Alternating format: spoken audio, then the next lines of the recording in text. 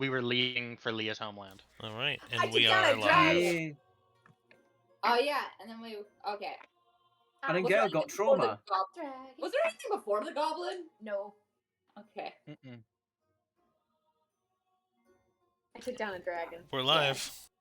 Hi, Hi, everybody. Sorry. Hello. Mom walked into the room, so I was saying hi to Mom. Yeah. I got distracted. Hello, guys. Hi, Teresa's mom. She already left. Oh. Wait, Harry, make another terrible joke. Bye, Mom. Not during the intro, not allowed.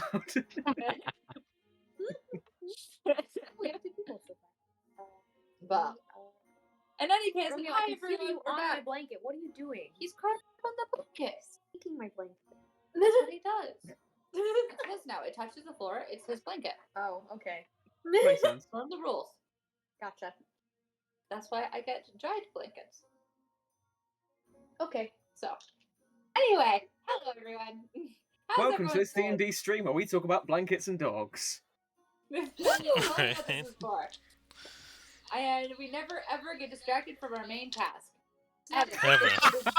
With neurodivergency. But in any case, Also, sorry, hi, headphone everyone. users. And I hope you're doing well. Welcome back. Woo! And I hope that we can not die this session. That's the main Equally goal. good goals, yeah. That's Yeah. pretty good goal. I Yeah. can take it or leave it. So what Yeah. happened? What happened that almost killed you last session? Harry, Oh, no, I was talking about in session. I was talking about out of... Never mind. I was going to say, because in session you rolled too many nat ones to say that. I think I only rolled 2. In one Only session? rolled 2, yeah, I know. The universe owes me some karma tonight. That's all I'm saying. Okay. So dragons Please, just one nat 20.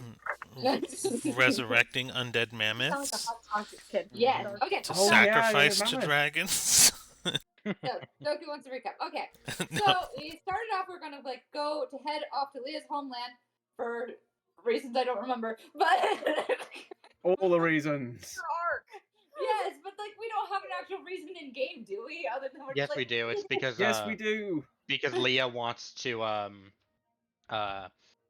do stuff with her new bracers. So we're heading back to Leah's homeland, and we were like, "Light it up! We're gonna go find travel." And then we all argued about what type of travel we're doing because I want to go down south through the desert to find the mystic oasis that we don't know if it exists or not. But that was apparently not a good idea. Oasis. Deserts are terrifying, and I don't trust Doku with the desert. But magic. But There's desert. wild magic. No Okay. offense, Doku. But just think that's Oasis! terrifying. Wild magic. Okay. We have a Kidis. That's enough. Wild magic. Yeah, but then we can have Kidis with wild magic. You say that like that makes me want to do it. Makes me want to do it. I know. Anyway, especially after I discovered all the bad things that can happen with wild magic. Thank you, Fool's Gold. Anyway, so we went and we argued and we just got a cart. No horses, just the cart.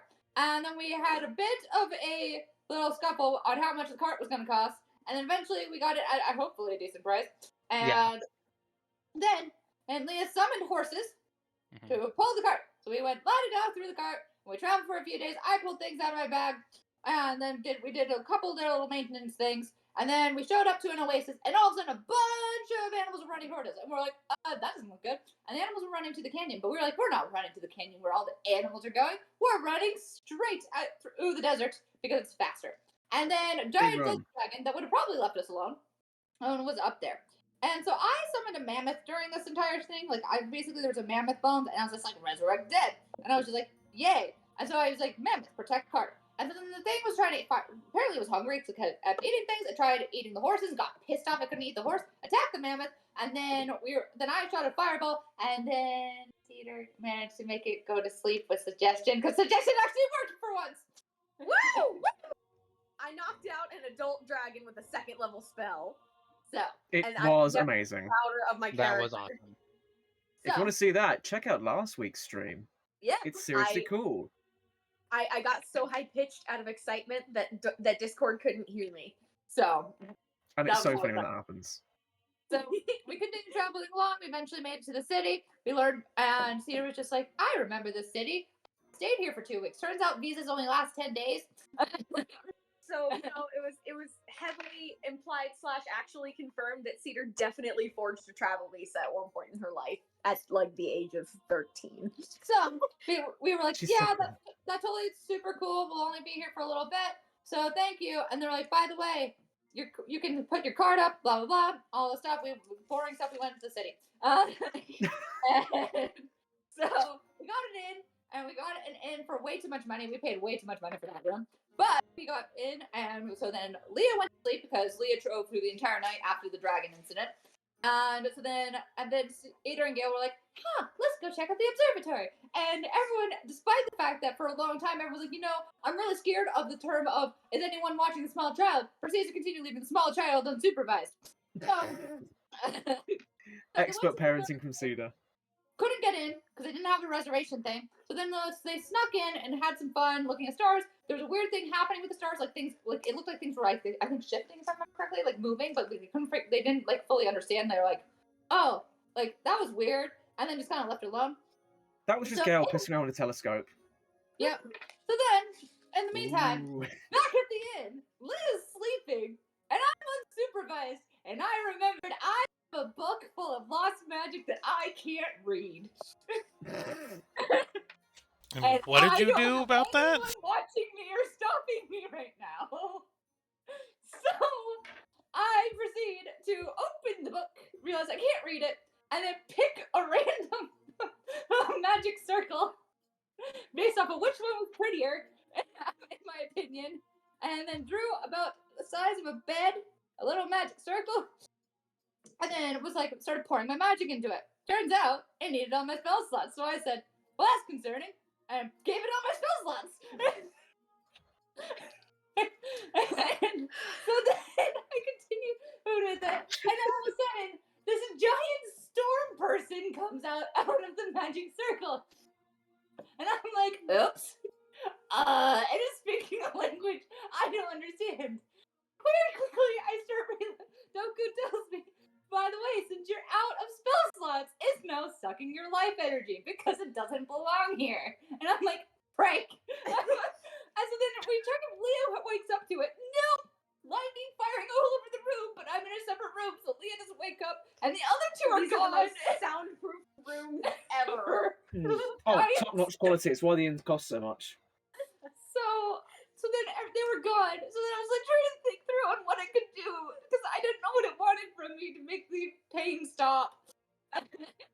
So I told them It's fucking horrifying. I laugh every time I tell this story. It's so much fun. So I pulled out my spirit mirror because I remember the spirit mirror has a bunch of people. Surely some of them speak whatever language the thing's speaking.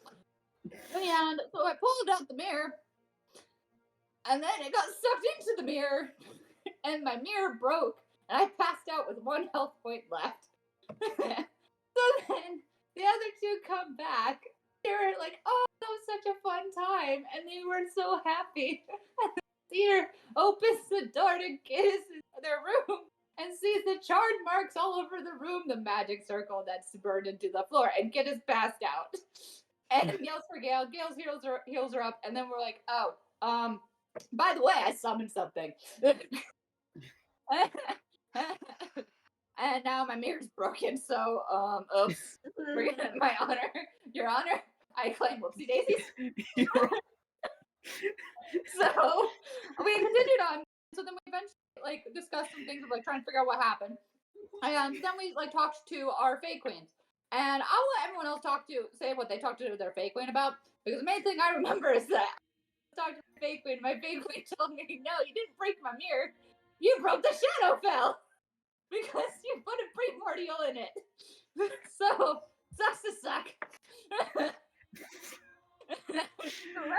Oh dear, I broke an entire realm. It sucks to suck. That's what I summoned, guys. My character's only level 7. So everyone else could talk about what they talked about. That was the main thing I remembered. And that if I pretend to, no, not pretend, actually act selfless, I can get whatever I want at the end of this. So Woohoo! That is not the takeaway from this. It really Take isn't. away from this. No. So what happened in my talk with my Fade Queen was that I basically Cedar checked with her, was like, okay, so the entertainment phase said you were having second thoughts. Is that true? And Yellow was like, no, that's not true. And Cedar was like, oh, okay. Here, I was prepared to have an argument, but you're actually being chill. All right, this is nice. And she was like, oh, also, I was wondering, I think I'd be okay making a deal now if that would mean that the others are okay and I have enough power to protect them and protect those I love.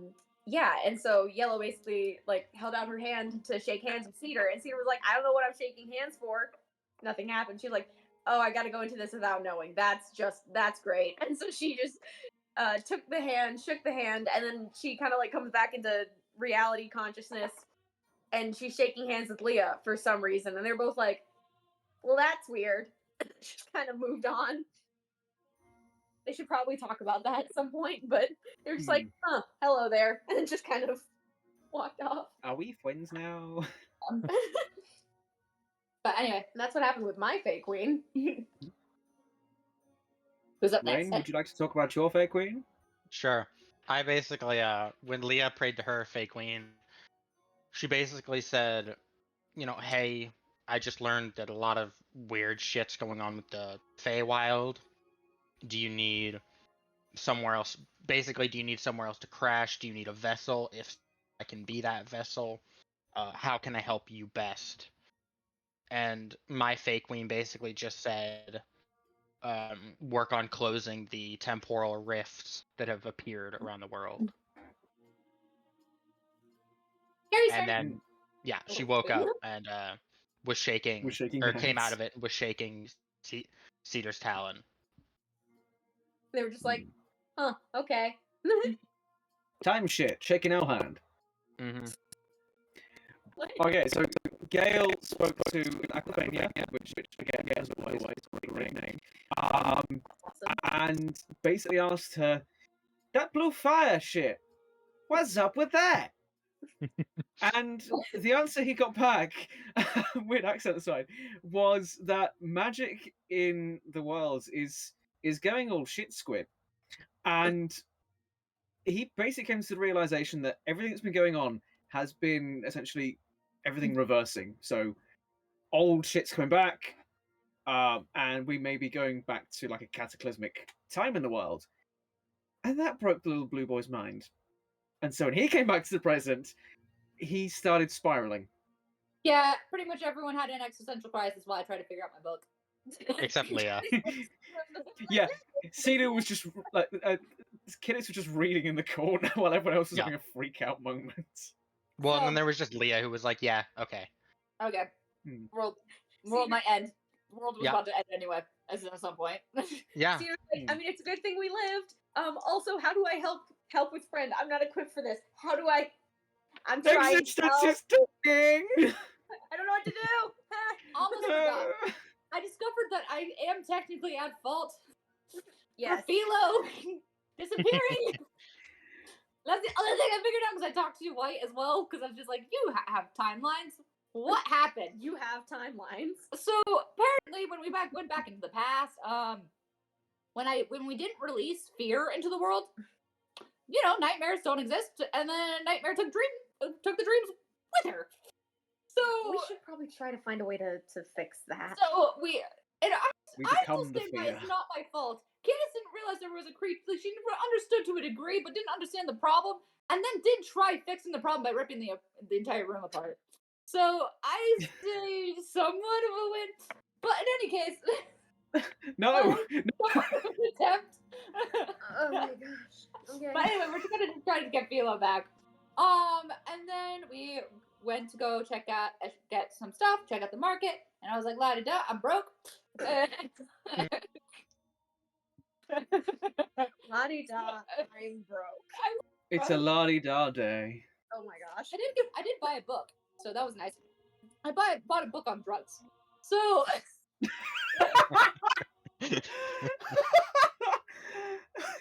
Sorry, it's a phrase. So anyway, continuing on, we eventually found some old friends they were on the contestant ship, and that we went back with when we had dealt with like when we first met Philo, and Philo tried burning an entire town down via Dream Fireman, which is what we call Burning Man. Very different from the real life Burning Man, because ours actually involves a lot of fire. Yeah. Yeah, I mean, drugs are involved in both, so you know. Yeah. But in any case, though, so we were like, oh sweet, can't we board your ship? And they're like, yeah, Captain has something for Gale. And they were like, and we're like, sweet. So then we went to go check out the ship, and then it's like, everyone's dead on this ship. Okay. And they're like, yeah, you can come on the ship, just don't come out at night. And we're like, okay. And then we went up to the captain, and Captain said, here's stuff, and gave Gale a fancy sword thing. Yeah, I got a healing knife from my non-Dad Air Genasi person. I thought that guy was a water. No, that was from Dana. Yeah, but the water Genasi, not Dad person, gave it to him on behalf of Dana. And Gale also bought a sword as well. Because let's be honest, nothing can go wrong with Gale and lots of sharp objects. No. Well, but the funny thing with that is Gale's not proficient in the sword that he bought. Nope. No, he doesn't know that. Yeah.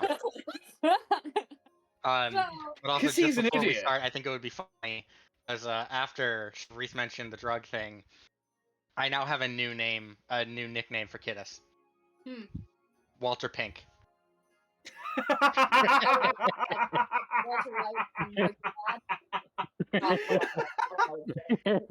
I'm glad someone got it. I am the one who knocks. This mess. And he makes meth. I love that show. That's so good. I would totally make myself meth in D&D. No, we are not. Okay, hear me out. Hear me out. If we do this, Gale's blue glitter. We can literally make blue sky. No. Doku can request that we're able to make blue crystal meth in D&D. How you guys make your fortunes is not up to me.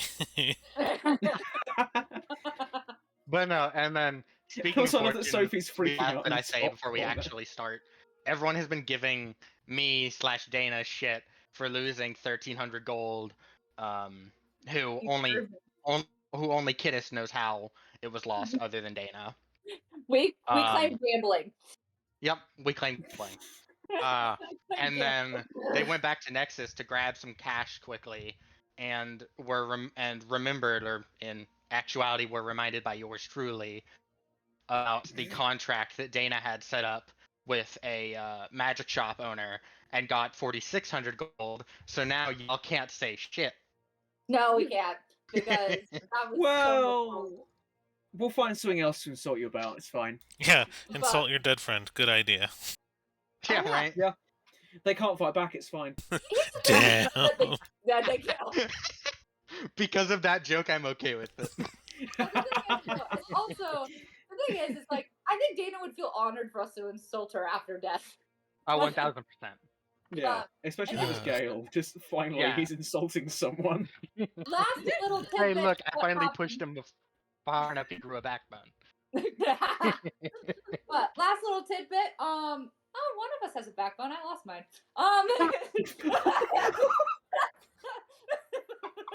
Anyway, last little tidbit. Fuck me. We haven't even started. Later. Look at him. Damn it, Rain. Last little tidbit. So I got a gun from Dana. Oh, right. Also known as Fire Wand, technically in game. And I've been using the dead people on the ship as target practice. Consensually. And they made a game out of it. I've forgotten about that. Yeah. Wow. Well, no, now it's just a proper gun. It's not a fire wand anymore. Oh yeah, it's a proper gun. Tis just gun. No. That's what we were planning, but no. To quote Chuckles, I cast gun to prepare to meet God. Hi, Kath Gun. But anyway, that's the recap. Ta-da. Good stuff. Well done, Charisse. And I love the jazz hands. Very good job. It's I beautiful. also on the ship Absorbing. Yes. Also on the ship, by the way, Doku, on the ship, anytime I'm not firing the gun, I am playing with random runes on a smaller scale with the captain's permission. Sounds So. good. What could go wrong? So I will need a small reminder. You guys had you guys had set out? I know you guys were interacting with the ship. I don't remember if you guys had actually set out. I know he was. Yeah, we landed in Nexus. Yes, we did. We landed in Nexus to get the stuff, and I think the last thing we want to do is just check on the guild, make sure everything. Yeah, we wanted to Gotcha. check on, Perfect. make sure the guild is alive. Thank and you. Stuff. Yep. And then we're leaving. Yeah, I remember we kind of fast traveled that point, so I was just remembering. So appreciate you. All right. So I will find Nexus map and guild maps, and you guys take it away. And while our lovely DM is finding a map, why don't you go ahead and give us a follow on the Twitch, or even on the Instagram. Find us on there. So we post some cool stuff on there sometimes, and it's really good. So give it a follow. Thank you. We also have our timer on there, so we announce when our sessions are. So if you want to keep up to date with Misty Owl Gaming, give us a follow and maybe like some of our stuff as well. Up to you. So With the plug. good job promotion. Thanks. TikTok now too. I've been putting together a TikTok for us, and I'll link it on the Twitch soon. Ooh. On the Yeah. Twitch. On the Twitch. We have Okay.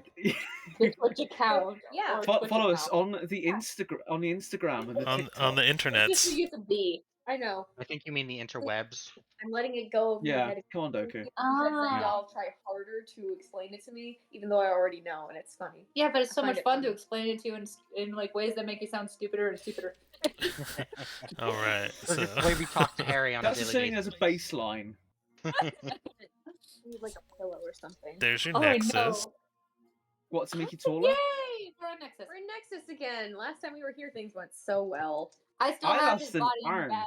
Please keep it in the bag. Yeah, I'm keeping it in the bag because I haven't figured out on how to force someone to use a spell slot without knowing it's for me to activate the bone bomb. We are.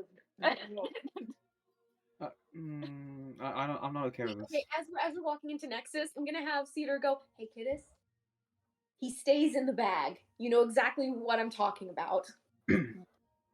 He stays in the bag. Fine.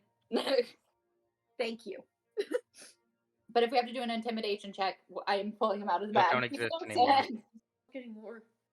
Oh, they Kiss don't. broke fear. I broke fear. You broke I everyone's know. amygdala.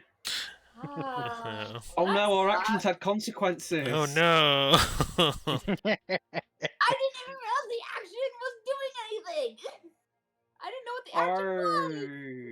No. I didn't know what the action was. Stop being mean to me. Besides, Gail could have released her, possibly. But I. Okay, maybe I did. I can't find the guild. Why can't I find the...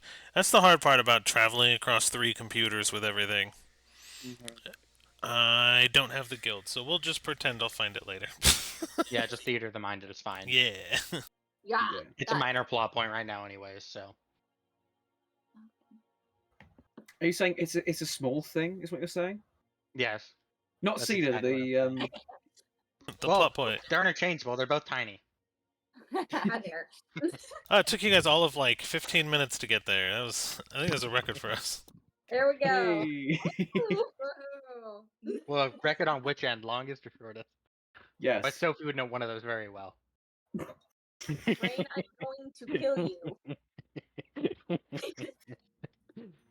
One of these days.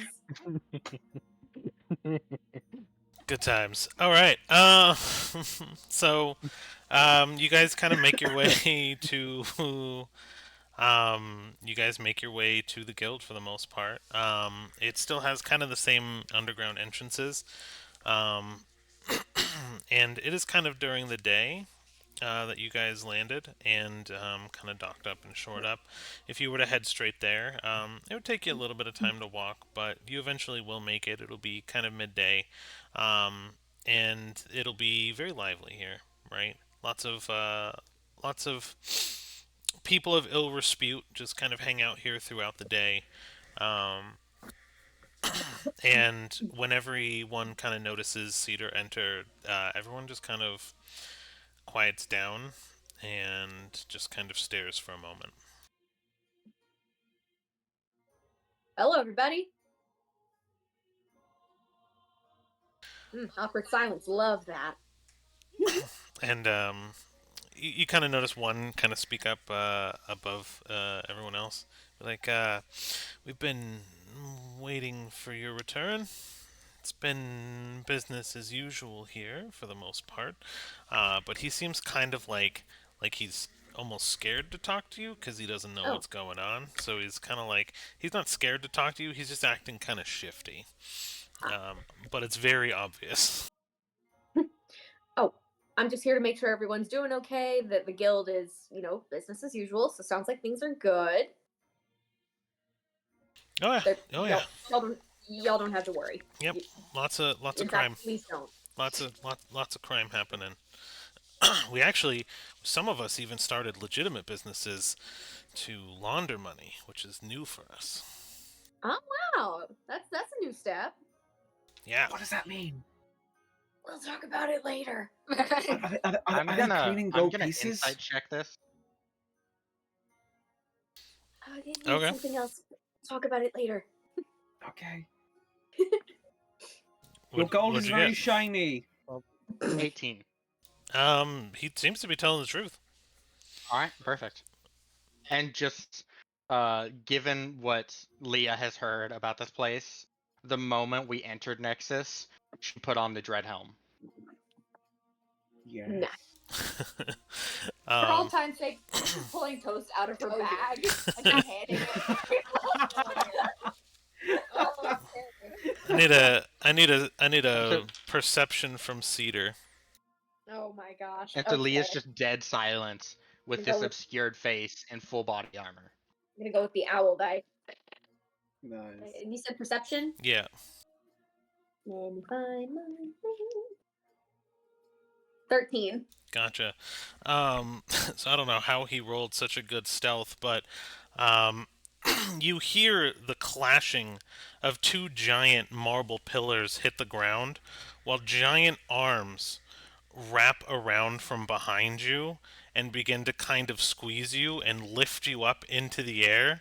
Um, and as that happens, everyone in the underground just kind of cheers, and they're like, "Ah!" You know what I mean?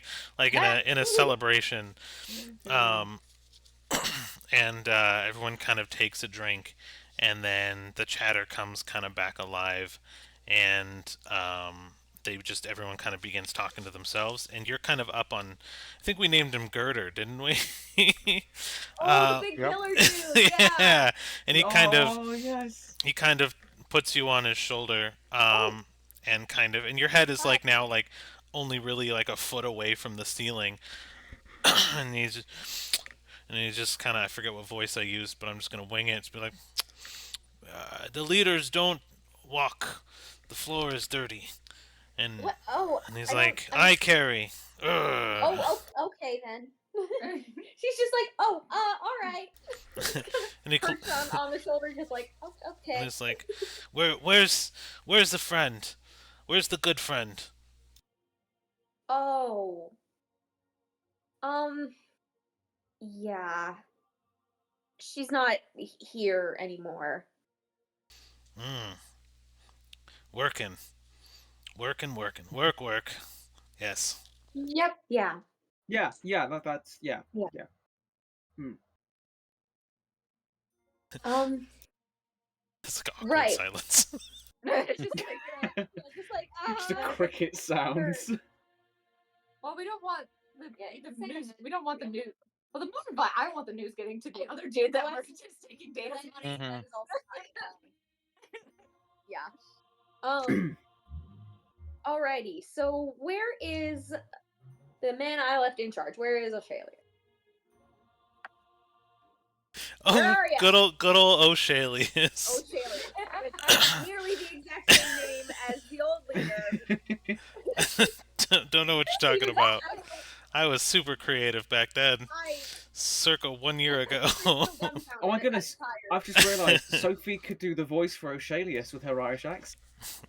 No. It's good. I like it. Be like, Oh, thank you. It was genuinely trying to be nice. you, No, I appreciate it. Oshalius. Oh, wow, almost slipped into an accent right there. Oshalius, upstairs with good business. Oh, okay. Do you want Oshalius? Sure. Yes. Yes. All right. And what he's gonna is gonna do is he's gonna kind of navigate to kind of the center of the floor of this hideout, which I posted maps up, kind of hideout-looking things now. Oh, cool. That's what we're going with. It looks a little bit different than the last time you were here. Um, and he's going to then one-handed pick up one of these like 8-foot marble pillars that he carries around, and he's going to kind of like look up, and he is then going to punch a hole through the roof into the floor of the building above it. Oh my. And he's still carrying you, so it's just like just rains down just dirt and like just everything. And he goes, Oshalius, master calling. Okay. Wow. Now there's a hole in the ceiling. Okay. That can't be good for the structure. No, it really can't. You see Oshalius's face just kind of peek down. What are you doing, you idiot? That's the floor! Mr. Frodo! I got horrible accents going, but fuck it! Girder, you ruined the floor of my perfectly good business! Yeah, I didn't think he was gonna do that.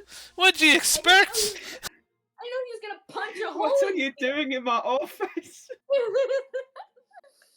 Yeah, I swung by to check up on everyone. How are you? Well, I was good until you swung by and checked in on everyone, that's for sure. Yeah, I can see that. I don't know why he did that. I appreciate the promptness, but maybe next time don't put a hole in the ceiling, buddy. That's him on the top of the thing.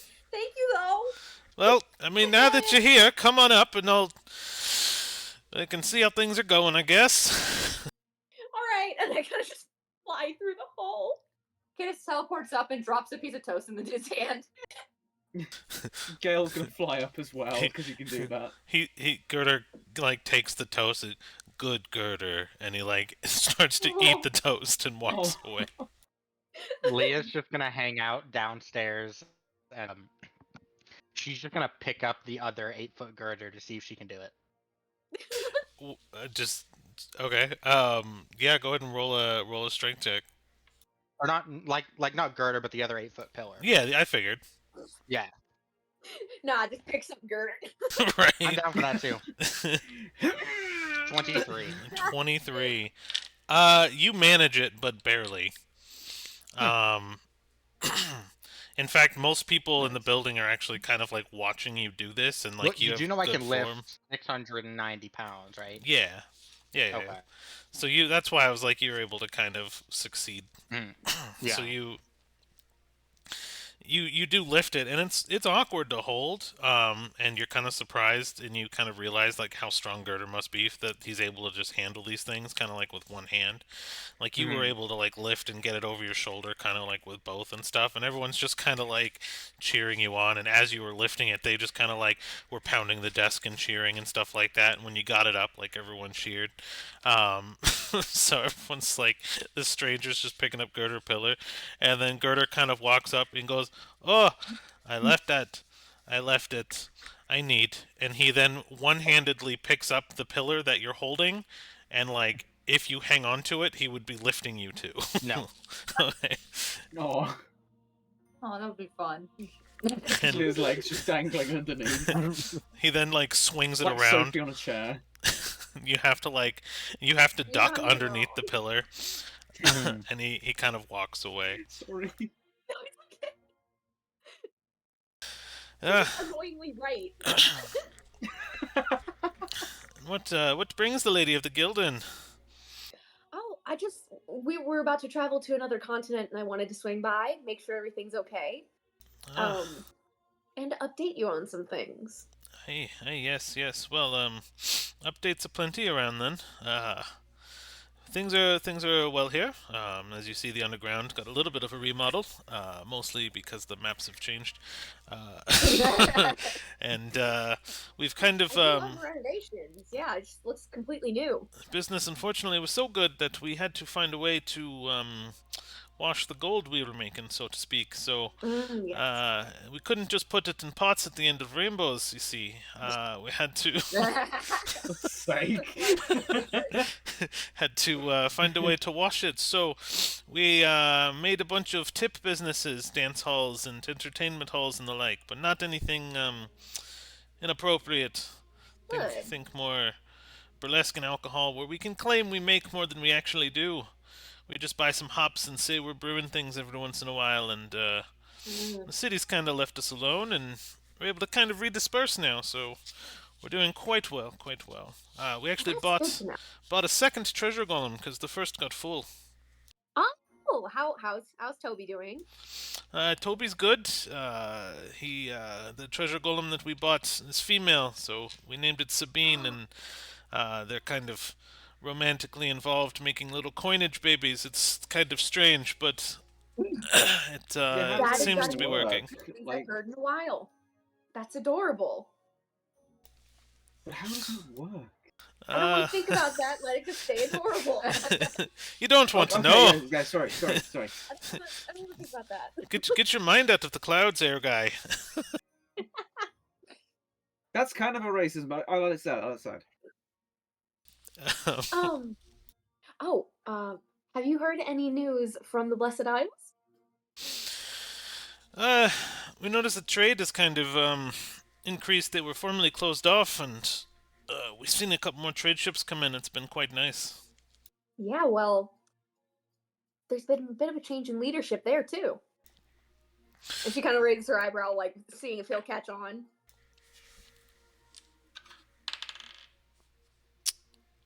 With a 3, not a chance. So, Vagueness is lost on him. right? Be like, Hey, "Well, Harry, look, you're an NPC. it's, Oh, it's likely about time things have changed hands over there." I'm not even mad. That's great. But no, it's about His time laugh things is have changed funny. hands over there. We've always had a little bit of trade, but whoever's in charge now seems to be running things at least a little bit all right. yeah. Well, the ruling family changed.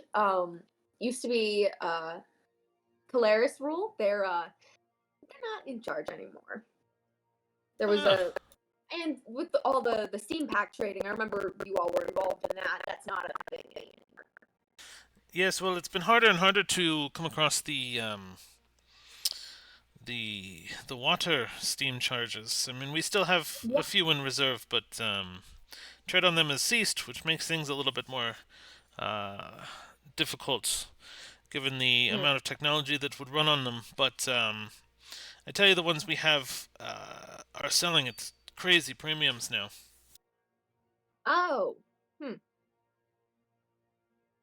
how many of those do you have left? Don't you worry about that. We got plenty. I mean, I was wondering if we could take care of them for you. Oh no. Don't need to worry yourself about the daily money. Just know it'll all end up in your pocket in the treasure golems and go towards the guild in the end. No, that's not exactly what I mean. Roll an insight.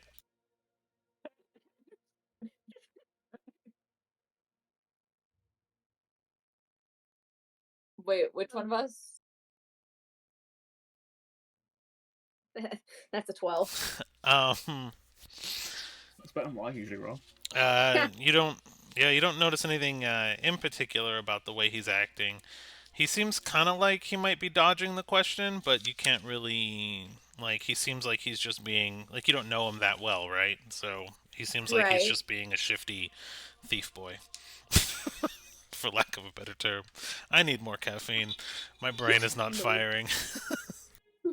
I know This I is don't your need to brain worry without about them, caffeine. but I would prefer to take that part off your hands for you because I learned where they come from and it is not good. I don't really care where they're coming from. I care where they go, you know? I do. I care where. I pass them off to my boy Cotton Eye Joe, and he sells them at market to the military for good money. No, we had an employee named Fuck's Cotton Eye Joe. sake. Swear I'm going with it. You knew? Yeah, he's worked with me for many good years. Wow, okay. Where's he from? Yes. He stopped my divorce. He stopped my marriage a long time ago. Stole my wife, but we still remain good friends. If it hadn't been for Cotton Eye Joe. Oh, Alright. Cotton Eye Joe is a new campaign rickroll. Alright, this is what we're doing. I'm trying to guess in, but I can't anymore. Just pay you no mind to the personal affairs of our guild. We've upheld our end. You don't need to worry about the rest. All right. But yeah, just so everything's going well over here. Quite. Yep. Oh, if you ever come across a sailor by the name of ACO, treat him like you would treat me. All right? Yep. Your brother. Oh, you know him. Yeah, he came and Isn't he cool? bragged a lot about it when he was here in port last time. Kind of made a name for himself. No, apparently I didn't even know he was like a whole pirate and everything. I'm very proud of him. Yep. He owes us, him and his crew owe us about 40 gold, honestly. We figured we'd pay up next time he came through. Or break a few legs, whichever. Here, I'll pay my brother's debt. Well, I guess it pays. And he kind of bites one of the coins, and then it's like he kind of like scrapes it on his teeth, and you actually hear the for a little bit as he little ear tufts are like twitching, kind of as that noise happens. Like they're like, eh. and then he just kind of like tucks it into like his vest pocket. We'll put this with the rest. All right, but yeah, I trust that you won't charge my brother for the 40 gold that I just paid. No, of course not. You paid it up. Good. We're honest Gotta thieves, look out for my little brother. especially with the the headmistress, if we will. What should we call you? You can just call me Cedar, or if you want to be formal, Mr. Jean. I really don't care. So you want us to use your real name in lieu of a thief name? Does Leah hear any of this from downstairs through the hole? Roll a perception. Love it. Floor hole. It's- That Floor window. is Floor window. a. Ouch. Oh, actually, that's not terrible. 19. yeah, Something's you kind of hear the discussion. It's The not first exactly a big thing- office. Oh, The first thing out of Leah's mouth the entire time they've been in Nexus. Call her the sentient throw pillow. no! Cedar just kind of like looks down back through the floor window and goes, no, don't listen. Kidus whispers in your ear, strike. Ooh, Yeah, no. No. sentient throw strike. I like that. And then you see him writing something in a ledger. No. That's not Please no. don't. Please, no. In fact, not please. That's an order. No. It's the best name you had. What about? May I float an idea? Yes, because I almost guarantee yours will be better than theirs. What about the Night Witch? That's cool. What? You sound like you're 12. That's edgy as fuck. And he actually he dings a bell on his desk. And someone kind of comes running in. And he goes, "Tell the minstrels to start spinning the tale of the Night Witch." Ooh, I like it. Thank you, Gail. I like that better than the other contributions. Oh, by the way, do you know a company really? called Lockwood Magic and Company? Would See he? if Doku remembers where he gave that to me. Hold on. Oh no, I think I know what that is. Yes. Is it what I think it is? It's who made Agatha. Yeah. I'm trying to remember where they would be, because I don't think they're on this continent. Hold on. I know, and that's what I'm afraid of. So, I guess maybe we'll roll it because he's second in command. No, he does not. He's like, no, I don't think I've ever had dealings with them in particular. Okay. Should I be on the lookout though? No. I just have one of their things, and I want to know how they made it. I see, yes. Why don't you show him? Why don't you show him? You should show him. No. Are you sure? No, no. She's sleeping. All right then. I don't. I hope she know doesn't if wake was up. Capable of sleep, but I guess Wait, no, that's not like that. Note for the viewers: I don't know if Agatha's actually capable of sleeping. Kid is just BSing because she doesn't feel like. Is pulling she? Agatha out, Okay, I was but about to she say, is knows she that out of the bag fire. right now? Who knows? She doesn't need to sleep because behind the eyes, she's just dead. So this is a little unorthodox. Can I take a quick 5 minute? I do apologize. I just had something No kind of problem. come up behind the Yeah, no scenes. worries. So if we could just take our break a little early today, that would be awesome. Yeah, no worries. Yeah, No worries. worries. Okay, yeah. We'll be back in 5 5 minutes, minutes, everyone. everybody.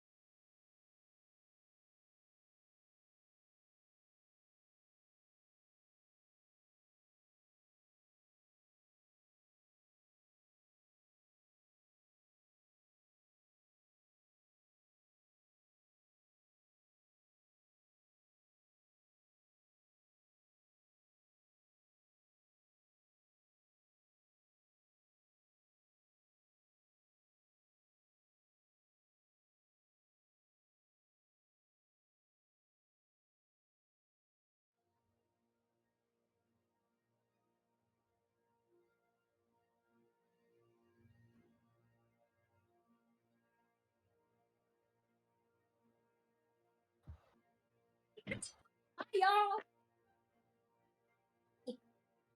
Okay, Howdy. we're back.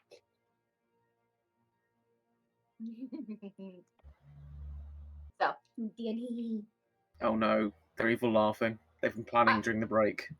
no, I just informed Sophie that my choice to summon the primordial could have been way worse than it was. It could have gone way worse. How could it have been worse? Your character almost died. I'm not giving Doku the idea. Not put that out into the universe. It could have been so much worse. It technically could have been. I'm terrified now. So. Sorry, the music. DM playlist fucking slaps.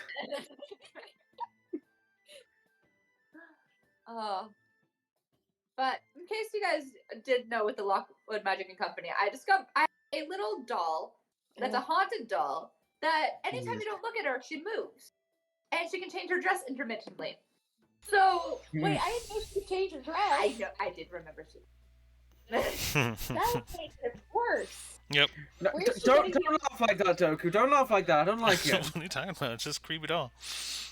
No. So currently I'm on a little minor side quest. This entire arc I think is gonna be side quests at this point. Oh. Trying to find stuff. Rewrapping all the crap that you've gotten I into. will be the whole problem. What, Doku? You're just gonna wrap up all the crap you've gotten into for the that's your arc. Honestly, I think at this point it might end up having to be because I have No. so many problems. I think Killis' arc has got to be getting married to Reslin. Because then we get a palate cleanser for when my arc hits. Oh, mercy. Well, the I problem love is, listening to y'all theorize when I actually know what's gonna happen. Yeah. So You yeah, fucking traitor. I did an investigation on Agatha and discovered, or she was made by Lockwood and Magic and Company. Do I know what that company is? No. Do I know why they made her? No. Do I know how they made her? No. So all I have is that information, so I'm currently trying to track it down. So now you're caught up. Do we know why anyone would make that? No. Yes. Hide and seek. Yeah. Why would anyone make that? Frankenstein. Need I say more? It's a toddler taming device. They have to chase the doll around every, and so like the parents could have a That is break. horrifying. No. No, thank you. No.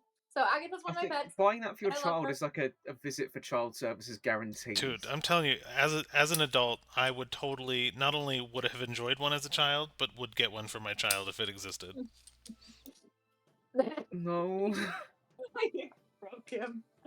Oh, it's so funny though because everyone else in the party has at some point or another told me to get rid of the doll, and I say no. No. She's my bestie. She'll find a way back. Would She you will. say we get Tempest back into the fold? I think he'd enjoy geting rid of another toy. No. I swear, Oh, if Tempest gosh. comes back and gets rid of Agatha, I will follow through on all my threats against you. All right, so you guys kind of make your way I'm actually around for a scared little now. bit. O'Shalia's kind of makes his way around and kind of shows you around a little bit of the business stuff. There's a lot more above ground stuff. There seems to be a lot more taverns, kind of in the name, and you can kind of get a general feeling that everybody kind of you hear through just kind of whispers, just generally as you kind of maneuver around with O'Shalia's that there is a nameless entity kind of running the underground. And as you're kind of there, you start to hear the whispers of like the new name that was created and things like that to kind of put a name to the nameless legend. So you get a sense that they were kind of under a lot of heat because they didn't know who to go after. They didn't know who the leader was. It was all just you're very non there. So now they got a little bit that they're trying to roll with. And he kind of walks you through taverns. There's a couple of like theater halls and things like that where drinking is encouraged, but they put on shows and stuff like that. And he's showing you kind of indoor venue stages, and they actually seat a lot of people. So they've turned a lot of their businesses into basically cleaning. or fences, essentially, of all the money that they get from like theft and things like that. And you get a sense that once they were given autonomy and freedom, that the enterprise has expanded um, a lot more than you probably anticipated. It's really nice to see what you all have done with the organization. Honestly, like, y'all have grown a lot. Yeah, good old Shelly has kind of rang us in from time to time, but we accents. We just kind of continued on doing what we were doing, and as the city got bigger, so did the crime. Yeah, well, you're keeping it all pretty under wraps, and honestly, good job. Thank you. Don't mind the dead bodies. Wait, what? What? Just don't make too many. Oh no, of course. Only the ones that deserve Okay, it. let's leave him alone. But, but, free No. bag. Just, it's going to start smelling, kiddies. Are you offering some disposal services? No. Yes. And she covers Gail's mouth. Mm, I'll This doesn't work. I'll leave you a crate for your ship when you leave. How about that? Yes. Thank you. Thank you. Okay, there's that now. All right. It's gonna smell out so bad. I think the bag stops the decay though. I'm pretty sure my old eye is still in there. I mean, the fact that we have non-decaying dead bodies in a bag somewhere isn't exactly a comfort. By the way, Ashayla, it's 1 gold per body that I have to dispose of. We usually do it by weight. There's usually not enough remaining for a whole person, but let me see. And he kind of leans over and he whispers to somebody, how much is the body? That's great. The weight. And he hands you 150 gold. How many people are inside that crate? A lot. Not many.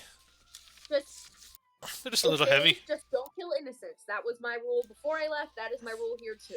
Just the police we can't buy off, really. And their families. Just don't kill innocent people. No, leave That's the my families hard out of it. That's what the orphanages are for. Gracious No, sake. it's not. Sorry, It's just- I get really. No worries. It's just kind That of. was valid.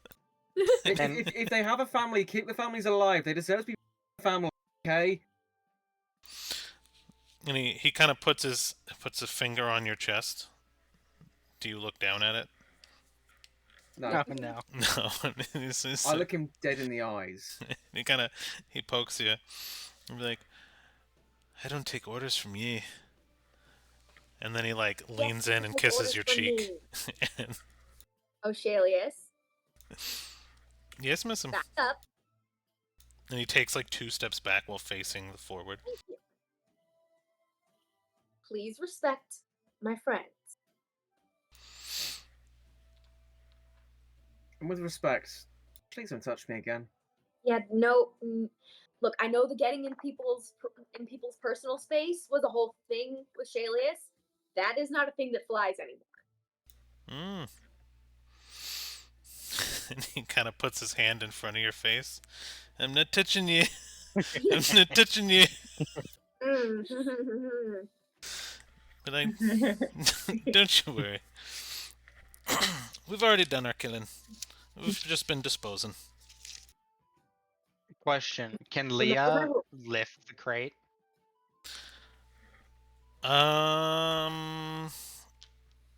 Do you want him to bring it to you right now? Well, I thought the crate was with us. Oh, he's gonna drop it at the docks for you. Well, is it with us or is it somewhere else? It's somewhere else right now. Oh, then yeah, never mind. He's not gonna keep bodies in his office. No, I thought he was showing us around. They're really somewhere. starting to Oh yeah, well he definitely is. Well, I guess okay. So I did say don't mind the bodies. So there would have been kind of like a shed that you were taken to. That would probably they wouldn't have had bodies, but you would have noticed multiple crates. Yeah. Oh, So, so is it pointed out which one is the body crate? no, Got a actually. giant label. Just written on Right, it. bodies. Not part So Leah's gonna It's put out pipe of up. like an Ark of the Covenant style warehouse. So Leah's gonna pipe up. Which one has the bodies in it? And he kind of like doesn't want to answer, but he kind of he looks at Cedar for a second and then looks back at you and kind of points to the one on the far end. That has the supplies in it. And she'll go over and attempt to lift the crate. No. No. No. Oh, You like you expect you're like fucking crate, not shit. You know what I mean? And you walk Yeah. over it with like swagger and like you lift, but it is heavy. Like wow. thousands of pounds probably. Oh wow. So then she'll just when she fails, she'll just go, I'm still heading back to the ship. Fuck this. And she leaves. Okay. Kittis follows and she's just like, I'll see you guys back. I expect those bodies to be there promptly. Okay, no summoning elementals. Please. Kittis, I learned my lesson. I learned my lesson. After Of she leaves any the room, kind. Peter goes, so first? Hmm. Lying's not. Any standing orders from you? Wait, what? And he kind of looks at you. Any standing orders from you? Other than the don't kill innocents thing, Or their families. what? Or their families. Dana from beyond. Damn it. Yes, I Dana suppose- looking up at them. Yeah, right. Oh dear. I suppose business as usual. And in the event that any of my compatriots are to come and interact with you without me here, you are to give them the same respect you would give me. Understood? It is acceptable. I mean, you're very hands-free of a leader, so I will do as you wish, and I will spread the word. All right. It was good to see you. Tell Toby and his new wife that I said hello and all that. Suppose I'll be seeing you when I'm next around. So you don't need anything. You only want the No, not bodies. The bodies are mostly for Kittis, who, oh, I don't know if I told you this. Adopted her. That's my kid. I'm somehow not surprised. Oh, It's Yeah? it runs in the family, I guess, huh? And he kind of like nudges you. yeah. Not really sure what you're referring to, but sure. Yeah. A little confused, but all right. You know, crazy people leaving bodies in the wake. Okay, Shalius deserved it. I He deserved it. I don't say one Yeah. thing or another. He had it coming. I just wanted to come through town and leave, and he tried to frame me for murder. It's He was a dick. that, yeah. I have no qualms He with the man deserved one what way he or got. another. Oh dang. So you have no qualms one way or another with your business. I just appreciate you keeping it to yourself lately. So No worries. whatever you You're need. doing a very good job of keeping things running smoothly, so I see no reason not to allow things to keep going on this track. Well, we'll be running the city before long. I mean, if the city politicians are anything like I remember them, it won't be a hard task. Well, you'll be coming across them soon enough. Oh, great. More politics. I'm pretty sure they're not speaking to you much in their state that they're in. Kill the politicians. Oh no. He Kill just the politicians. he just grins, and his teeth are all rotted Oh. and chipped, and the ones that are intact are sharpened, and he's just smiling from ear to ear. Good gracious, you sharpened your teeth. That was a choice. That's cool. Yeah, they started to smell. Okay. Well, So you was- sharpened them? Yeah, I got to get the crap off of them. okay then. Not even gonna contest that. See you later. Keep things running as they're running. Good job. He, Yeah, he doesn't say anything. He just kind of nods his head and Very walks well. away. All right. And she kind of like looks at Gail like, yeah. Yep. And when they're out the door, she's like, easier to deal with than politicians, but still not ideal. No, you're telling me. Yeah, I I thought he am. was nicer. He's nicer than Shalius was. Trust me. No, I mean he was nicer last time. Oh, yeah. Well, to be fair, we had just killed Shalius, so I feel like he was probably a little bit more fear of death at that point. Yeah. The thing is, he should know what we can do. Agreed. And I am very sorry about the way he was treating you. You good? I did not appreciate that. No, but you know that's another thing. You want to talk about it? No, not really. We should Alright. probably head back, right? Unless there's anything else we need to do here. I mean, we got the money, checked on the guild. I don't see anything else we need to do here. Okay. Oh, actually, while we're here, I may nip into uh, like a stationery supply place. Yeah, What's I can probably cool? help you find a place. Yeah. Awesome. I mean, I Just, know this is like the back of my hand, so I can probably find a good spot. What kind are you just looking for? just a couple of bits. Maybe like writing implements, things to write on. You are you know. asking the right girl. And I'd like, I think Cedar kind of tries to take him to the nearest place that would have like stationery, like maybe like a bookshop or something, that kind of. Yeah, so I mean, you know your way around. It's very easy enough to find. Um, you would definitely find a shop without too much trouble if you're just looking for just the basics of writing stuff. What would you say you're looking for? So the main thing he's looking for is like some quills and some ink, and like a journal type thing, where he can record things down. And if there's any available, maybe some spare parchment so he can write letters and just keep general notes again. Just Okay. And so everything's just kind of non-magical. yeah, he's not using for any ritual casting or anything like that. Just No. just basic ass stuff. Oh yeah, no, I'm sure you can find anything you really need. You notice that the parchment though is a little bit like if you're looking for just paper, like you can find journals and things like that. The manufacturing of journals are still a little bit more expensive, but you can find parchment and things like that. This is still cold, so a lot more of the animals are kind of slaughtered to get through winter, so parchment is actually a lot cheaper this time of year. But you notice most of the parchment is actually going to be made out of pressed skin, like they did in the old days, versus any sort of paper that you can have right now.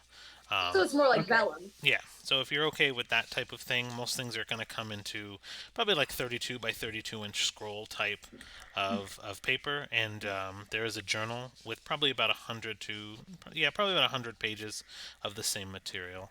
And you can probably pick it up all, like quills, inks, everything, for probably, we'll call it 3 gold. Yep. Oh, before, like when he starts looking at quills, she's like, no, dude, you don't need to worry about that. And she kind of like, she's like, dude, and then like spreads her wings just a little bit. Walking quill dispensary. Yeah, but I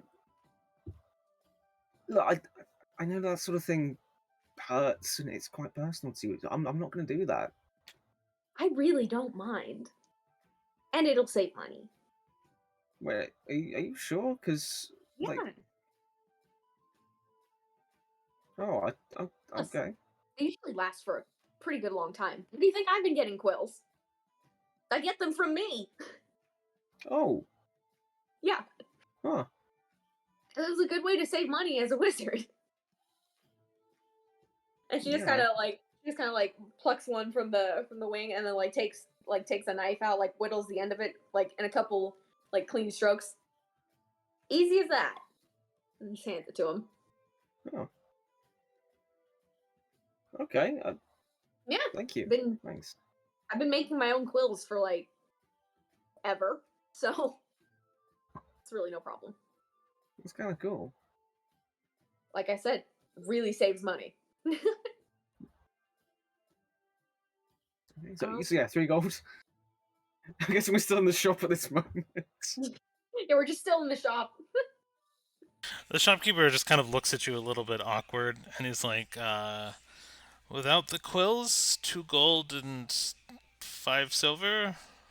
And he just kind of looks almost like grotesque at it, because you're like pulling quills from your friend. Oh, okay, cool. Yeah. Yeah, I've got the money right there for you, and I'll hand over all the bits. Perfect. I don't want to remove the bits. Why are you adding them? So after everything's kind of said and done, your tour, things like that, the sun is kind of starting to enter like a setting. And you know that, not Dana, Lee had already kind of made her way back to the ship. And you know, just because of the traveling at night deal, that you probably don't want to stay in port overnight, and you should probably start heading back soon. Yeah. After the supplies getting, are we good to head back to the ship? I'm good to head back to the ship. Yeah, I mean, this is all I really needed. You're all good? There's nothing else you need? Nothing else that Not anyone else really. needs? Not really. Yeah. So what are you getting the like notebook paper and stuff for? If I may ask, if it's none of my business, it's not my business. Oh no, I can talk about it. Well, the journal's mainly for, well, with everything that's going on. I know I'm a real scatterbrain and real ahead, but I'm thinking maybe of writing this down. Yeah. Maybe it'll help.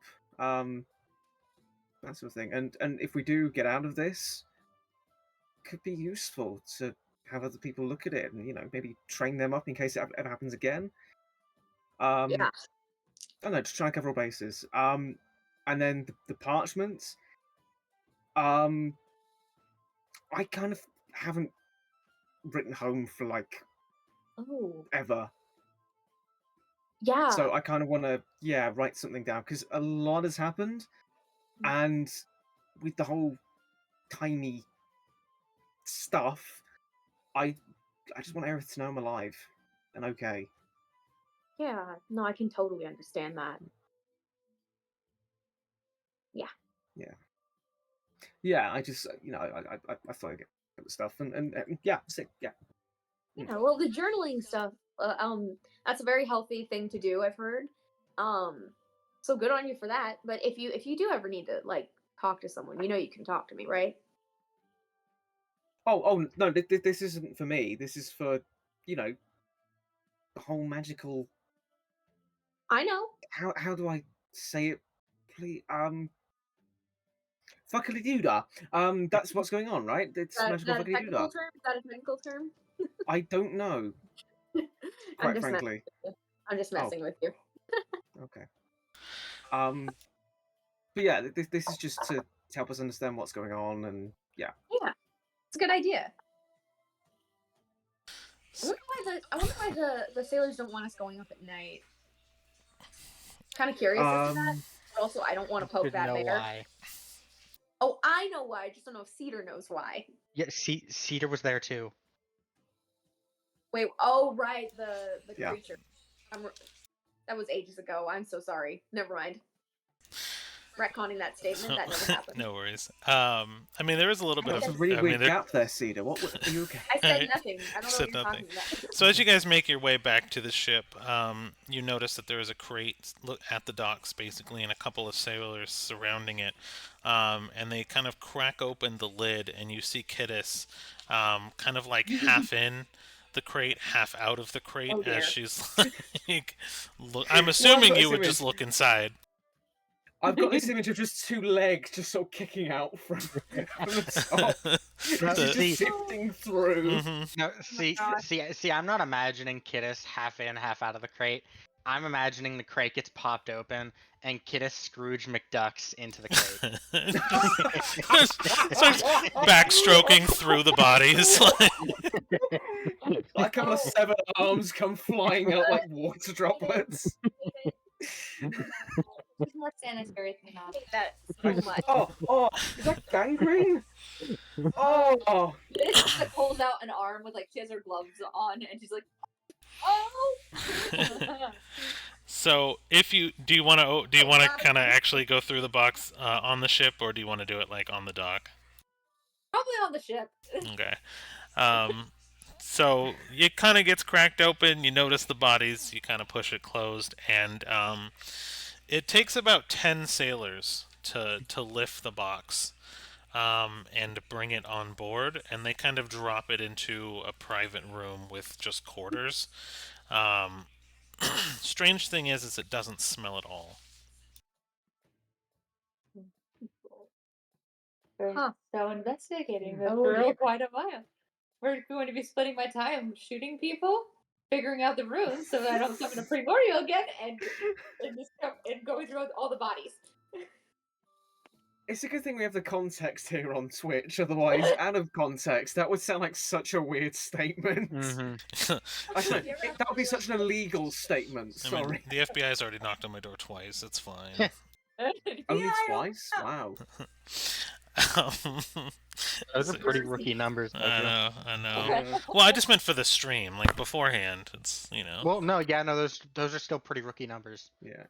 I mean, dude, call us when Interpol get involved, okay? MI6 just popping in like. Oh my James Bond comes crashing into the ceiling. Oh man.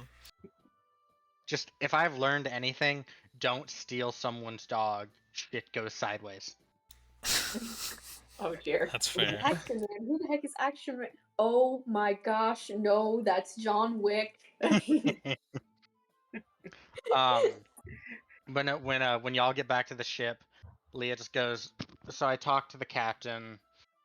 We're gonna head back to the main continent for a minute. You guys Oh, are, okay. your plan is to go to the main continent first? Yeah, because I want to get the rat bag. You want the what? The We rat bag. want the red bag. Oh The no. bag of holding full of rats. Oh. Y'all are gonna Okay. You told me I travel. could have it as long as I remember the name of the inn. Going to an which I entire do. other Right. continent And for a bag of rats. what's the name of the inn? It Or a rat of is bags. the sleeping dog's lie. Perfect. Kidis is not going to be going into that inn ever again. Oh, I will be staying on the ship, and if anyone chooses to supervise me, they can. But I will not be leaving the ship to go to I that feel inn. like I'm gonna supervise you because I'm afraid of Yeah, get a little supervise. I'm Not see if I because he can find that speak map. primordial. That's true. Hmm. Putting a magic mirror to speak to things. Right. It didn't speak to things. It sucked it into the shadow belt. Please It don't just So- sucked really hard. The ship captain, honestly, he doesn't really care where he goes as long as he's on the ocean at night. So he kind of hurries you guys aboard and then sets sail as the sun begins to set. And as kind of the sun crests the ocean, you actually kind of notice a little bit of a green flash as he's kind of pushing you guys below deck. Well, the crew is. He's kind of up and navigating. Can I, Mhm. instead of going to my room to sleep, can I go to the dead body's room? It's in your room. Okay, it's in my personal room. Yeah, Okay. yeah. You. Do It, each of us The have dead a body's personal crate room? is your room. Please tell me I'm not sharing a room I. with Kidis in a box of I'm bodies. pretty sure she had her own private room last time. Remember, she Yeah. claimed Okay. she claimed Yeah, the I captain's think we all room. did. Remember? Mhm. I don't want to share a room. So I yeah. Oh no! The captain's room said stumbled and drunk. Right. I forgot about that. So the captain's room is now full of dead bodies. Okay. It's full of a crate of dead bodies. Sorry, Oh. my mistake. Semantics. Oh my gosh. Oh, before they all go to bed, Cedar goes, oh, hey, Kidis. Actually, this is a perfect opportunity. I have a bit of a gift for you. Captain trying to make us go to bed. Oh, I thought he just didn't want us upstairs. Yeah, that's it. Yeah, Okay. so we're good. I'm good. Okay. I have a little bit of a gift for you. Hmm. Could you pull out one of the bodies? I mean, Well, I can, well, but I'm not. I don't think they want them Or like out a severed here. arm, just like a severed arm. I don't know.